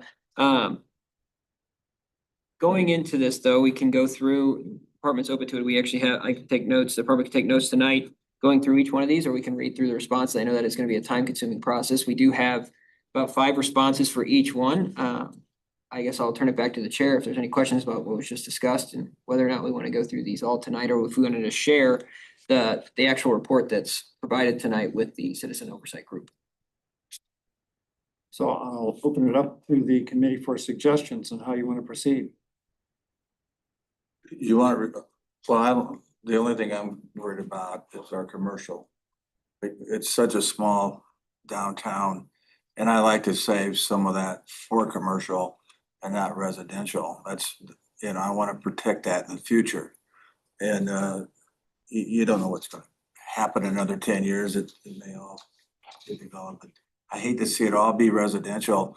And I know the big argument is make it all residential, because the little businesses that we have are going to thrive, and that's not going to happen. It's not going to happen. We got 35,000 residents here, and they don't come downtown to support our businesses. And but anyway, I'd just like to see some commercial preserved for the future. Joe and then Cliff. I broke the report down, so I can just read the breakdown of the report, and we don't have to go over the item. But unless anybody wants to do that. So why don't you make a motion? Do you want me to make a motion, or you want me to read the report? What are you looking for from us? Well, tonight that it was going to be taking this report and then our synopsis of the report and having the background, and then sending that over to the Citizen Oversight Group. So when they get to that part of the review of the master plan, they have this as a reference point. Okay. Want to read it? Yeah. Okay, so basically, the plan features 4 goals, 8 objectives, and 7 policies. Findings were: number 1, town center must be the focus. But we're not fully aligned on how. General agreement that town center is the economic core of the city. However, members do disagree on how aggressively to pursue redevelopment, such as drive-throughs, housing density, and business types. Business retention is undervalued and underserved. Several responses noted that the lack of formal business retention programs is problematic. Occupancy data is inflated by anchors. Small business conditions are misunderstood widely by the city. We say yes too slowly, and it's hurting us. Respondents expressed concern about long permitting timelines, over planning, desire for better clarity, streamlined approvals, and realistic market engagement. Infrastructure and housing must be tied to economic strategy. Strong calls for high density housing in town center to support daytime commerce is needed. Capital project priorities like Manchester and Main Street should be linked to development opportunities, not just for their aesthetics. And a mixed consensus on messaging, marketing, and incentives. Some want robust promotional efforts, others think brochures are a waste of time. Several responses called for a clear definition of what marketing wildwood actually means. Generally speaking, the ideas, create the parcel level map, which we've done, reframe drive-throughs as a policy discussion, not like, do we actually want them, yes or no? Educate our citizens on how the city's finances actually work, like what a sales tax is versus a pool tax, all those other things. Generally a shift from a reactive to a proactive economic development vision. Create a document that signals what types of developments are encouraged and which would not be. Stop waiting for developers to guess on what we want. And tie economic planning to infrastructure realities. Incorporate broadband, sewer, road width, and walkability into site feasibility studies. Don't just zone to make developments doable. There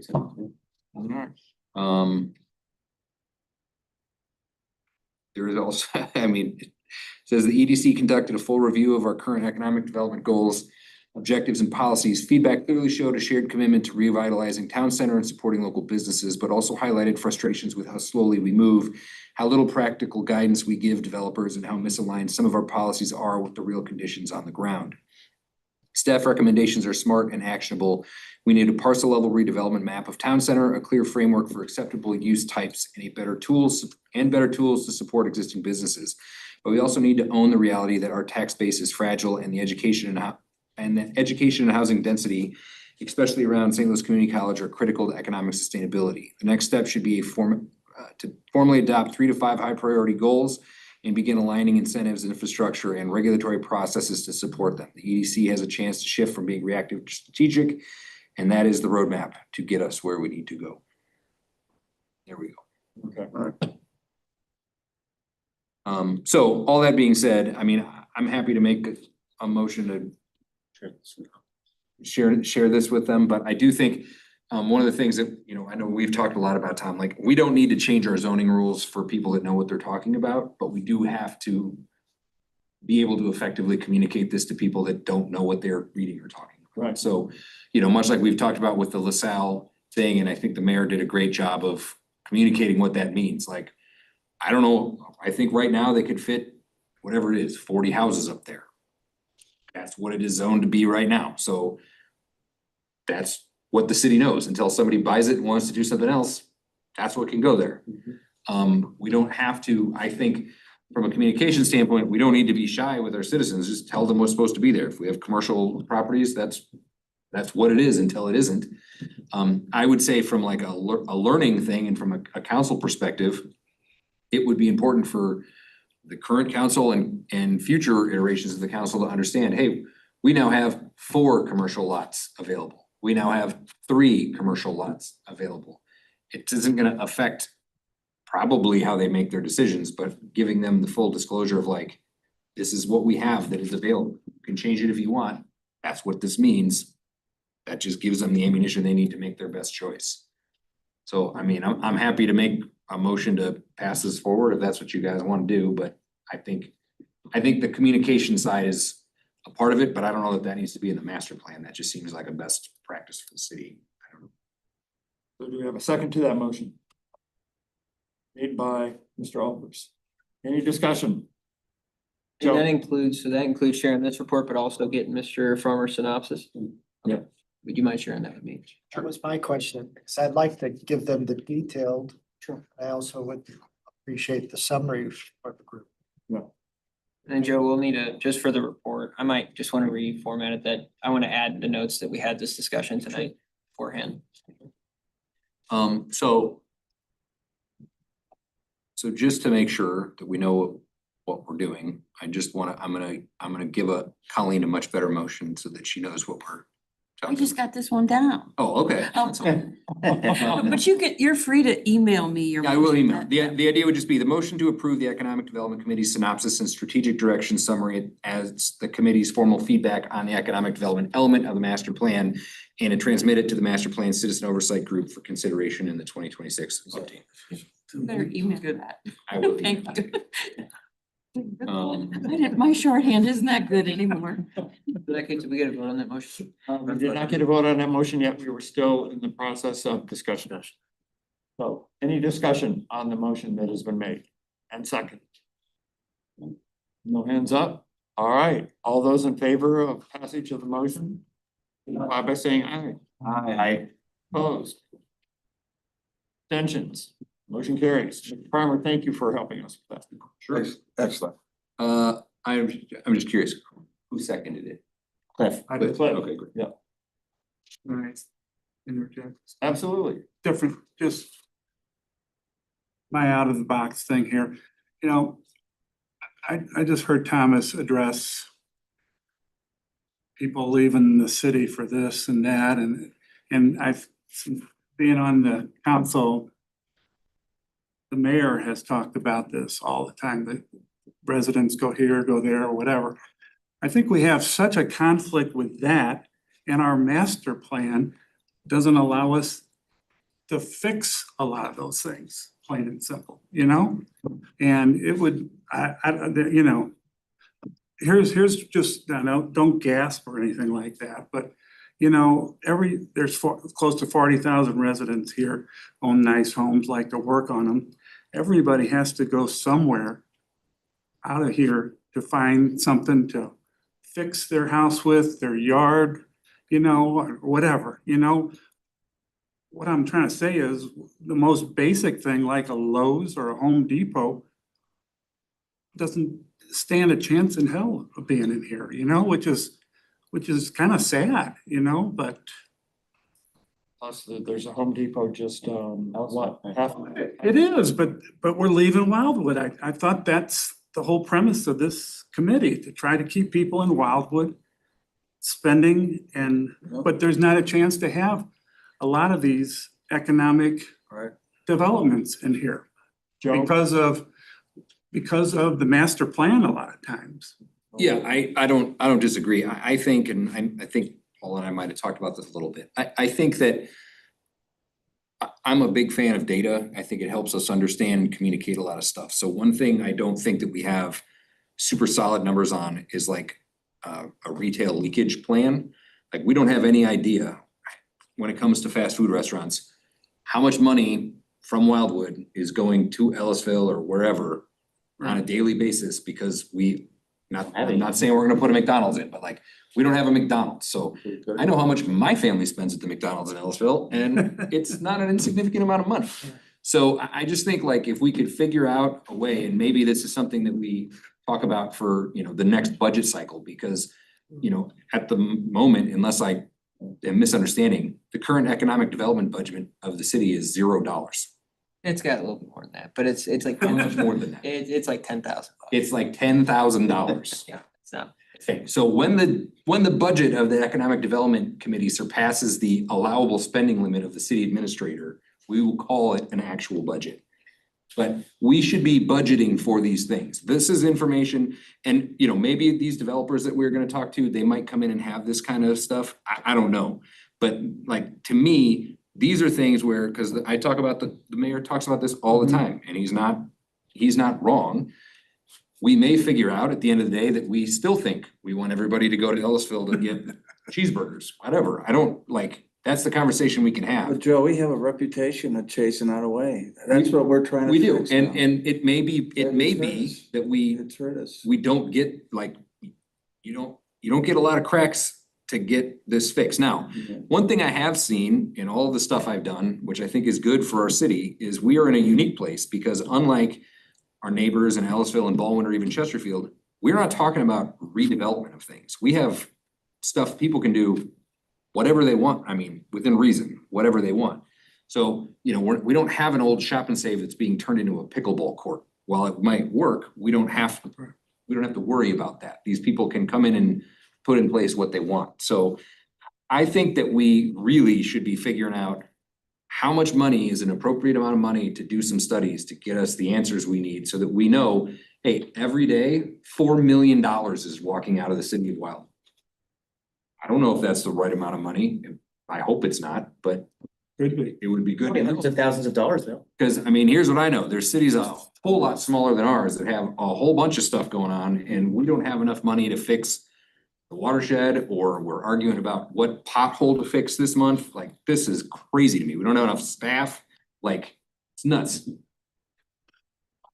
That would be, I mean, if we need to have it on a different meeting or whatever, I would have you encourage you guys to put a budget together and go, hey, we would like $1 million worth of studies, and then let the city council go, that's awesome, you can have $50,000. Just ask, because all we can say is yes or no, but if you don't ask, we're not gonna get it, and we're gonna keep having the conversations about how much money is walking away. You can get Paula a budget, she can go find it. Businesses for us, huh? But I think we're on the right track. Let's That's fair. start looking around with some developers that may offer something to us. And again, I think we need our commercial and have a mixed thing and kind of extend our downtown a little bit. Joe, how many times has this been attempted? Something similar to this? Mr. Albers, thank you for asking. And actually, when we completed the town center plan back in 1998, we did a very nice brochure of how it came to form, the components of it and the benefits to it in Wildwood. And we sent it across the country. And we did get some responses. Unfortunately, as we started to kind of read through those responses, we got the same reaction we get now. We didn't move to Wildwood to be next to market. Where's all our 3-acre zoning? And it kind of died there. And Mayor Garitano has been, like many others, very upfront about the fact that we don't allow much outside town center, but inside town center, we really should consider as much as we can accommodate. And I think we can, I mean, again, to me, this is a messaging thing. We should say, hey, anything It's on the table. west of 109, there's not a sewer, there's barely a water line. So nobody is going to put anything out there, and we're not, and unless something real crazy came that would, you know, change everybody's star, so to speak. I don't think the city council is super eager to put a mall at Pond Road. This is all a conversation about a very, very small space that at the moment doesn't have a huge number of residents. I mean, we've got our folks over in Cherry Hills and things, but all of the other people that are purchasing in town center are buying very tiny lots. And the fact that they're concerned about 3-acre minimums is nuts, in my opinion. I live in West Glen Farms. I don't have a 3-acre lot. My parents live off Wild Horse Creek Road. They do. We live 2 different kinds of existences, and we're both very happy with that. I don't need to drive an extra 15 minutes to get somewhere the way they do. It doesn't mean it's bad. It just means, hey, look who it is. I heard my name a few times. The mayor should. I'll just go over there. You've been listening. It's having a great conversation. Your ears must have been ringing. I heard a few times, yeah. I'm It was sorry to good. interrupt. It sounded like you guys were having a really good conversation. So. But I do think, and I don't know if this is a master plan thing either, we've talked about this too, like, if you guys need to go talk to some of the restaurant people in town to get further clarification on this, everyone I talk to says the biggest issue is getting people here to work and be able to work in the evening. So we can get creative and partner up with the other municipalities going that way, and because they all have the same problem too. They have a little bit different bus system than we do or whatever, but like, I think from a committee standpoint, we can try to get creative in solving that problem, because I love, you know, I currently have a high schooler who got a job as a lifeguard and made it 2 weeks before she decided she didn't really want to have a job anymore. And it's a luxury she gets to have, which is a luxury a lot of the kids get to have out here, which is great. But we still need people to, you know, work at the Indian place or whatever it is. And right now, from what I can tell, most of those places are operated by like literal families, which is also not particularly sustainable, because if I remember right, that's why Yenching closed, because they just didn't have anybody else to run it anymore. And Benedetto's. Right. Bob Knoll made it clear that, you know, after 8 years, they wanted some downtime. Some peace. And the kids weren't willing to step up. Well, what happened was the daughter got out of college and she used to come back in the summers and kind of service at give them that vacation time, and she got out of college and wasn't wanting to do restaurant stuff. She wanted to get a career, so. Yeah, it wasn't that actually the business was doing well. Yeah, but he was paying for his like dishwashing staff and stuff to. He was Ubering them home. That's They are that's driving- not sustainable. Or driving him home Wow. himself, yeah, to keep him late. Yeah. That's 100% accurate. So here's a question I have. We talk about the transportation system and the transit system and it not necessarily servicing our needs in terms of being able to make it easier for people to get out here and fill some of these positions. Have we had any type of a conversation with the people that are in charge of the transportation system? We've tried recently too, and it's hard, it's difficult to get a hold of Metro. It's just, we can try again. Okay. Say that, but their buses are inconsistent. That's the true problem. They're supposed to have a 10 PM bus that picks up. They don't, and they show up at different times each time, and it could be 9:30 and they'll stop and they'll say, well, we stopped, but that person was expecting. What is their current official schedule for this area? How many times? Their last bus is at 10 PM on weekends, any day, any given day. Mean that all the restaurants would have to close at 8:45. Yeah. So are they coming through once every half hour, once an hour? I'd have to check into that, but I know for a fact 10 PM is when most of the workers were looking to leave. And I wonder if they're aware that the community college has just opened up their new facility and they're expecting more students. That is something we just reached out to them about, was actually having a new pickup point right next to the community college, considering the fact that you're gonna probably need that here. So they don't have that now. No, the furthest it goes is to West Ave. Yeah, it used to run up to Taylor, then several years ago, it extended, but it loops around West Avenue, New College Avenue, and then on to 109. So this, if there are students, I don't know what the data is, they still have to get off the bus and they still have to walk down New College Avenue past the YMCA. It's a bit of a walk, it's probably half a mile or something. So that's why I told Tom, I said, why are we not just getting the bus right to the door? Like, imagine the winter time. We used to have students walk on Manchester Road, and that's even before we even had sidewalks. So I just looked it up. So the official service hours and frequency for our bus, Monday through Friday, no service is available on the weekend. Bus departs Taylor and Wildwood Shopping Center. First departure is at 5:24 AM. The last departure is at 9:15 PM and it runs every 40 minutes or is supposed to. Okay. So nobody that works at a restaurant is getting on a 9:15 bus. Right.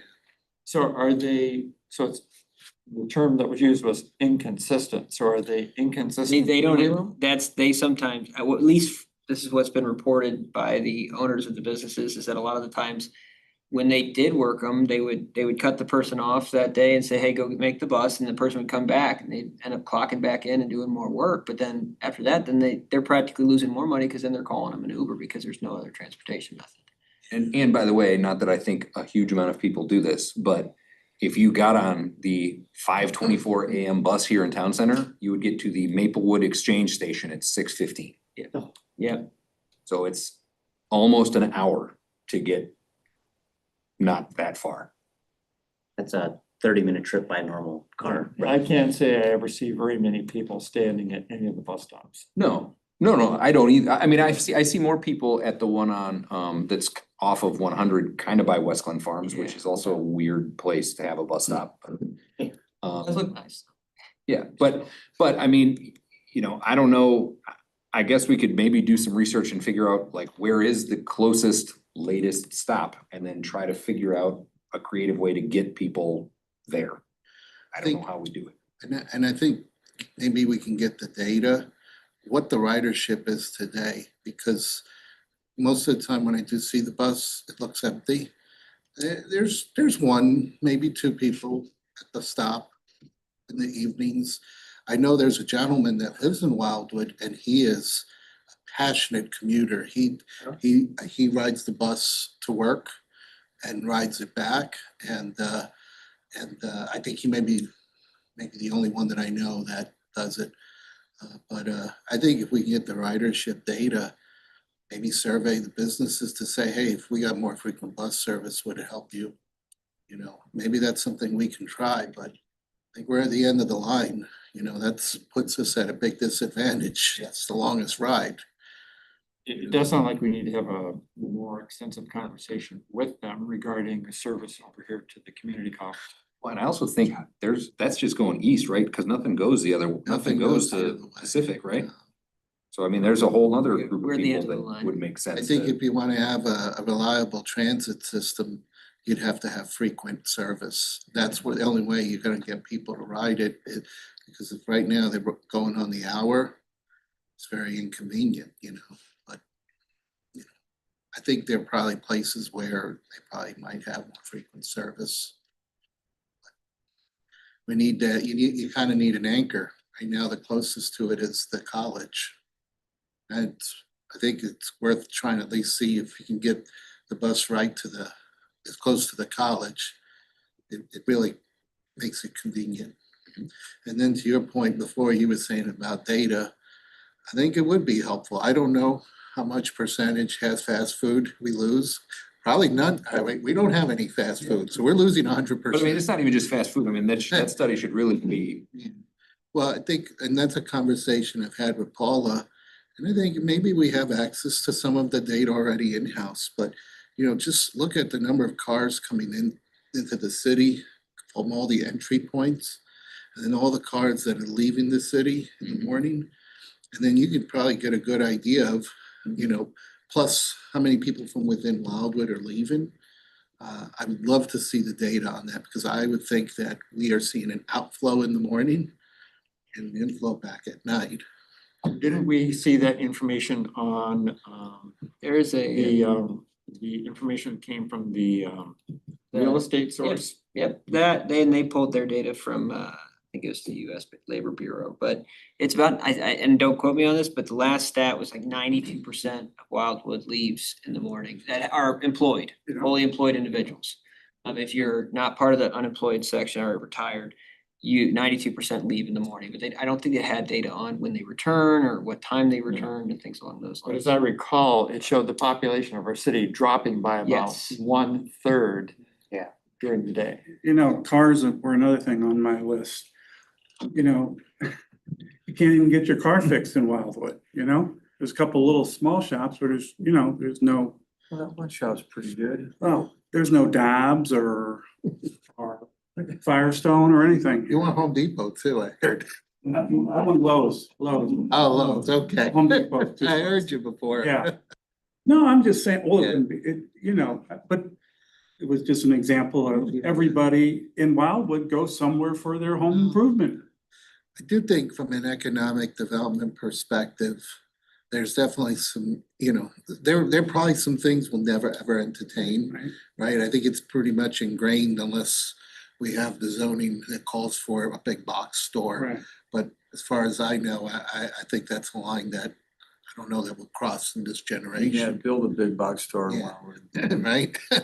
So, but I was thinking about how, you know, in a lot of the communities, the main streets of America, those main streets lost a lot of business once the highways were built, because now nobody went through the main street anymore. They had these bypasses.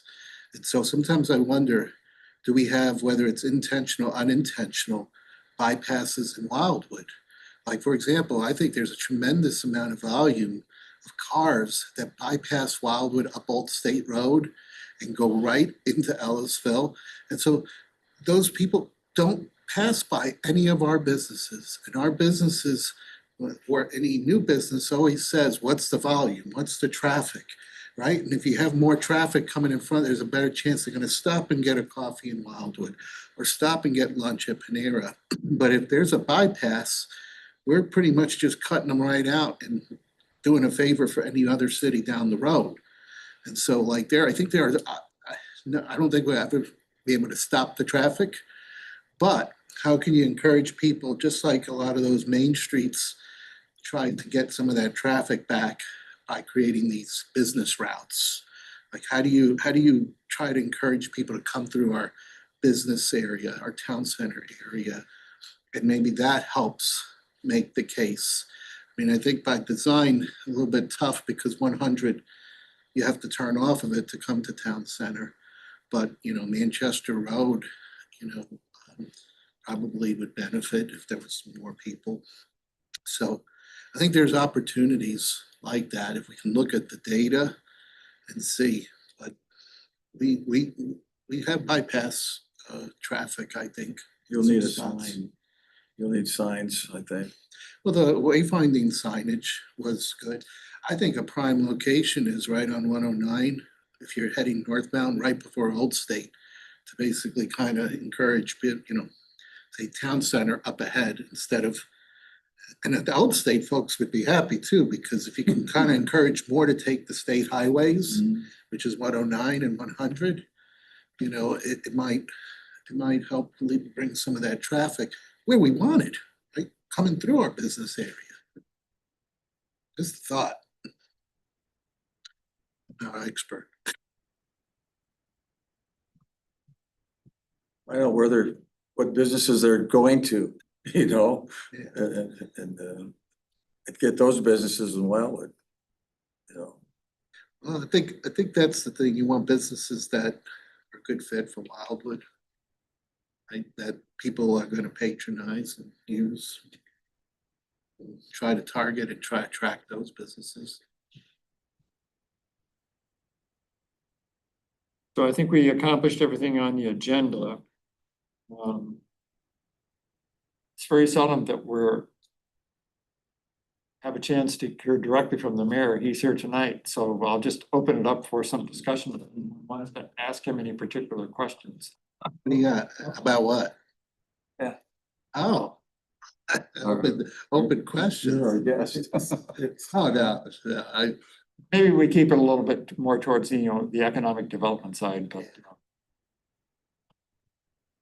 Did we get any accolades about painting Clayton Road yet? 'Cause well, that wasn't you mean Clayton Road, the county? Yeah, they painted it Well, today, I think. Tom and I were talking about it because they were out there last week.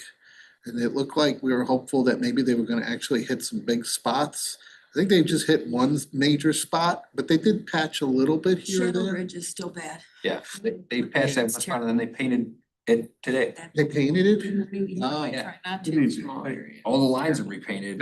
So I guess that's it. It Yeah, might, Tom, must be done. Tom talked to them and For repairs? I think they did what they probably, they said they'll only do patchwork at this point, but we don't have a project scheduled to resurface Clayton Road. They claim that there are 108 miles in front of us Yeah. on their Yeah. maintenance schedule. So 108 other 108 miles of Clayton Road. of different roads in the county. that It's were really not- bad by us. Oh, I'm not yeah. trying to help our friends that much in Ellisville, but it gets really East of bad. you, yeah, east of you all the way up to about Strecker. It's just. Yeah. Just one, Oh, the asphalt they did on Old Manchester down the byway. oh, it's Just beautiful. beautiful. Stick out It like looks sore beautiful. thumbs. Yeah. We have 100 Really done nice. in one. Oh, I We have think- like And all- Strecker is. Except Strecker, Clayton. you should go look at Strecker. It's, Yeah. I drove it on Friday. It's Yeah. great, great. Um, road right I don't, well, you got any other economic development stuff, Joe?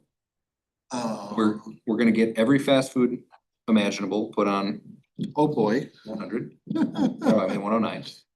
And a Lowe's. And big a box Lowe's, store, Lowe's, not a good Lowe's. business. You know, you are on a camera here. Somebody's gonna use that line. The founding fathers are probably Yeah. turning over, so to speak. We did talk Make a about, motion? I don't know if you wanna add any more to this, you did a little bit, but like we did talk about trying to put some money in the budget to do some actual I studies. heard that. He's gonna put 1 million. I mean, I said they could ask for $1 million, they're gonna But get you it. only gotta get 50,000. As long as we're exceeding what the city administrator can approve by Yeah. himself, we should be okay. I took a note on that, so I'm gonna have a conversation with Tom about that tomorrow, so that was a good idea. Thank you. The key thing might be, let's not spread ourselves thin, like, let's focus on what we wanna tackle, like what we wanna do, like, let's make it a goal, like, if we're gonna focus on attracting, you know, maybe a couple, let's say restaurants, then let's just kind of really concentrate a lot without spreading ourselves. I know in the past, the economic development kind of went down a path and there was a focus on tourism. And there was a focus on like too many things, but it's kind of like, where do we think we have the best chance of succeeding? You know, and let's just focus on that. And then, well, to your point, I mean, I don't know that that would ever happen, but the industrial area is undeveloped down in the valley. It's part of Wildwood. So if there's something that this group feels that there is a good need for the area, then maybe try to attract it there, like, you know, and try to attract or get the word out to these places and say, look, hey, there's something there, you know, that's undeveloped. No, I mean, I just approached it because I've heard you say, meeting after meeting, Yeah. about the rush to get out of Wildwood to do this or do that, and, you know, everybody that lives in Wildwood goes to a home improvement store somewhere, True, you know? it is a certain business type that we probably don't serve in. And a small, we've had several small hardware stores before, but they didn't last, they don't have a chance in it, so, I mean, that might be too big a fish, but it's just. We're getting a carpet store, that's close. Huh? We're getting a carpet store. Yeah, we have like a bits and pieces. We got carpet store, we got plant stores. We got 2 mattress stores. Mattress. Cannabis, That's you got a not- cannabis store We down only there. had a conversation, I think about 2 weeks ago Can't- regarding Down in the the undeveloped industrial property down in the valley. Oh, yeah. Possibly trying I think you can have one. You tell them that, you tell them what you want. Well, I do think. trying to pursue putting that into maybe some type of a high-tech corridor or something along those lines. Yeah, that was the day, I think we were at the college and the college opened up their new, you know, Health Sciences and Technology Center. And I kind of was really pumped up about it because I thought this is really cool, like they're gonna train, the college is really focused on skill building and trying to get people into careers. I think they made that shift a couple of years ago from what I've heard. And so they're obviously, you know, gonna train people in, you know, healthcare and all these types of sciences, the drone sciences.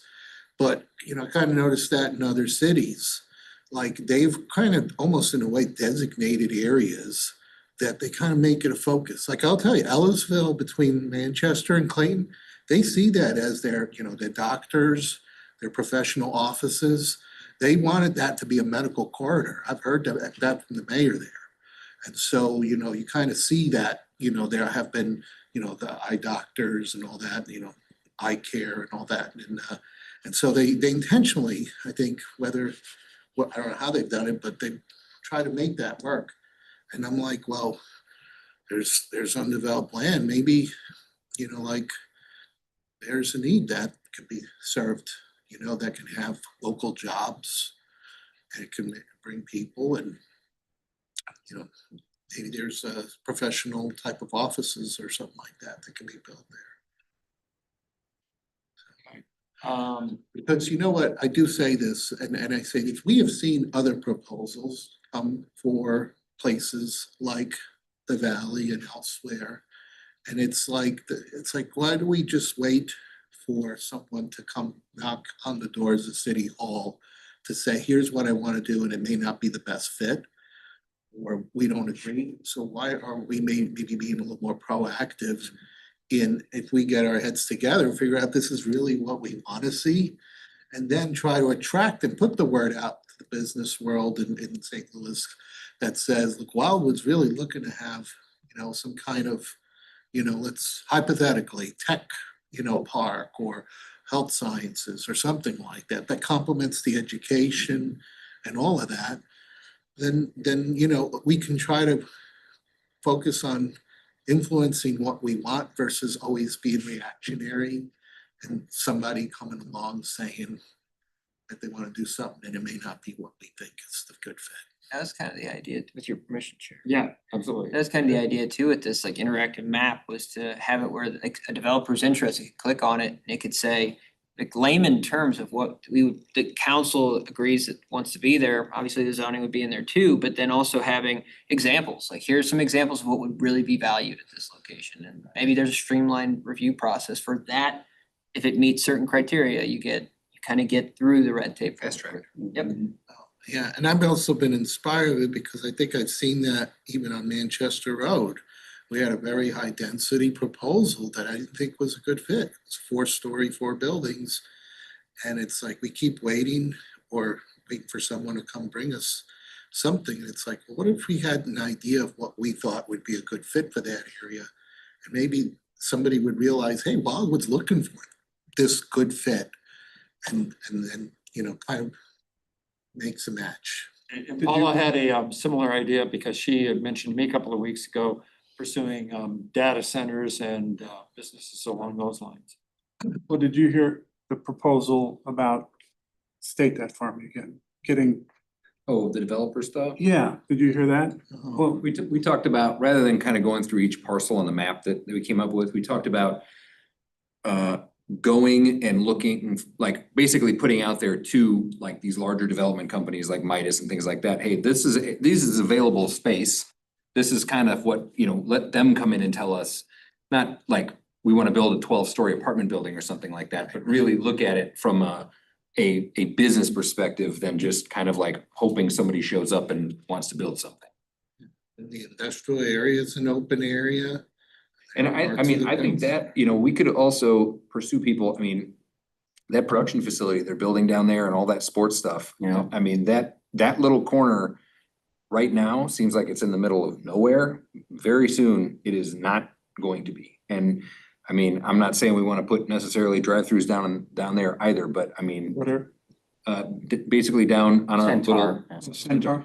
like, there's nothing close to those, Chicken to and the pickle down volleyball there. place or the soccer thing they're building or whatever. You still gotta drive all the way down around into the valley. So, I mean, I know they're gonna build a luxury hotel apparently down there for the production facility. They're doing all kinds of stuff. I mean, that's one of two places in the country in Chesterfield that they're putting in the valley down there. They're just like that. So how much land do we own down there? Or We don't own any We of it. don't know. But it's Wildwood It's, though, that whole. yeah, that. That's what I meant. How Yeah, much? Basically from Oh, like it's- fixes that. How many acres? Down are to the there? trailhead.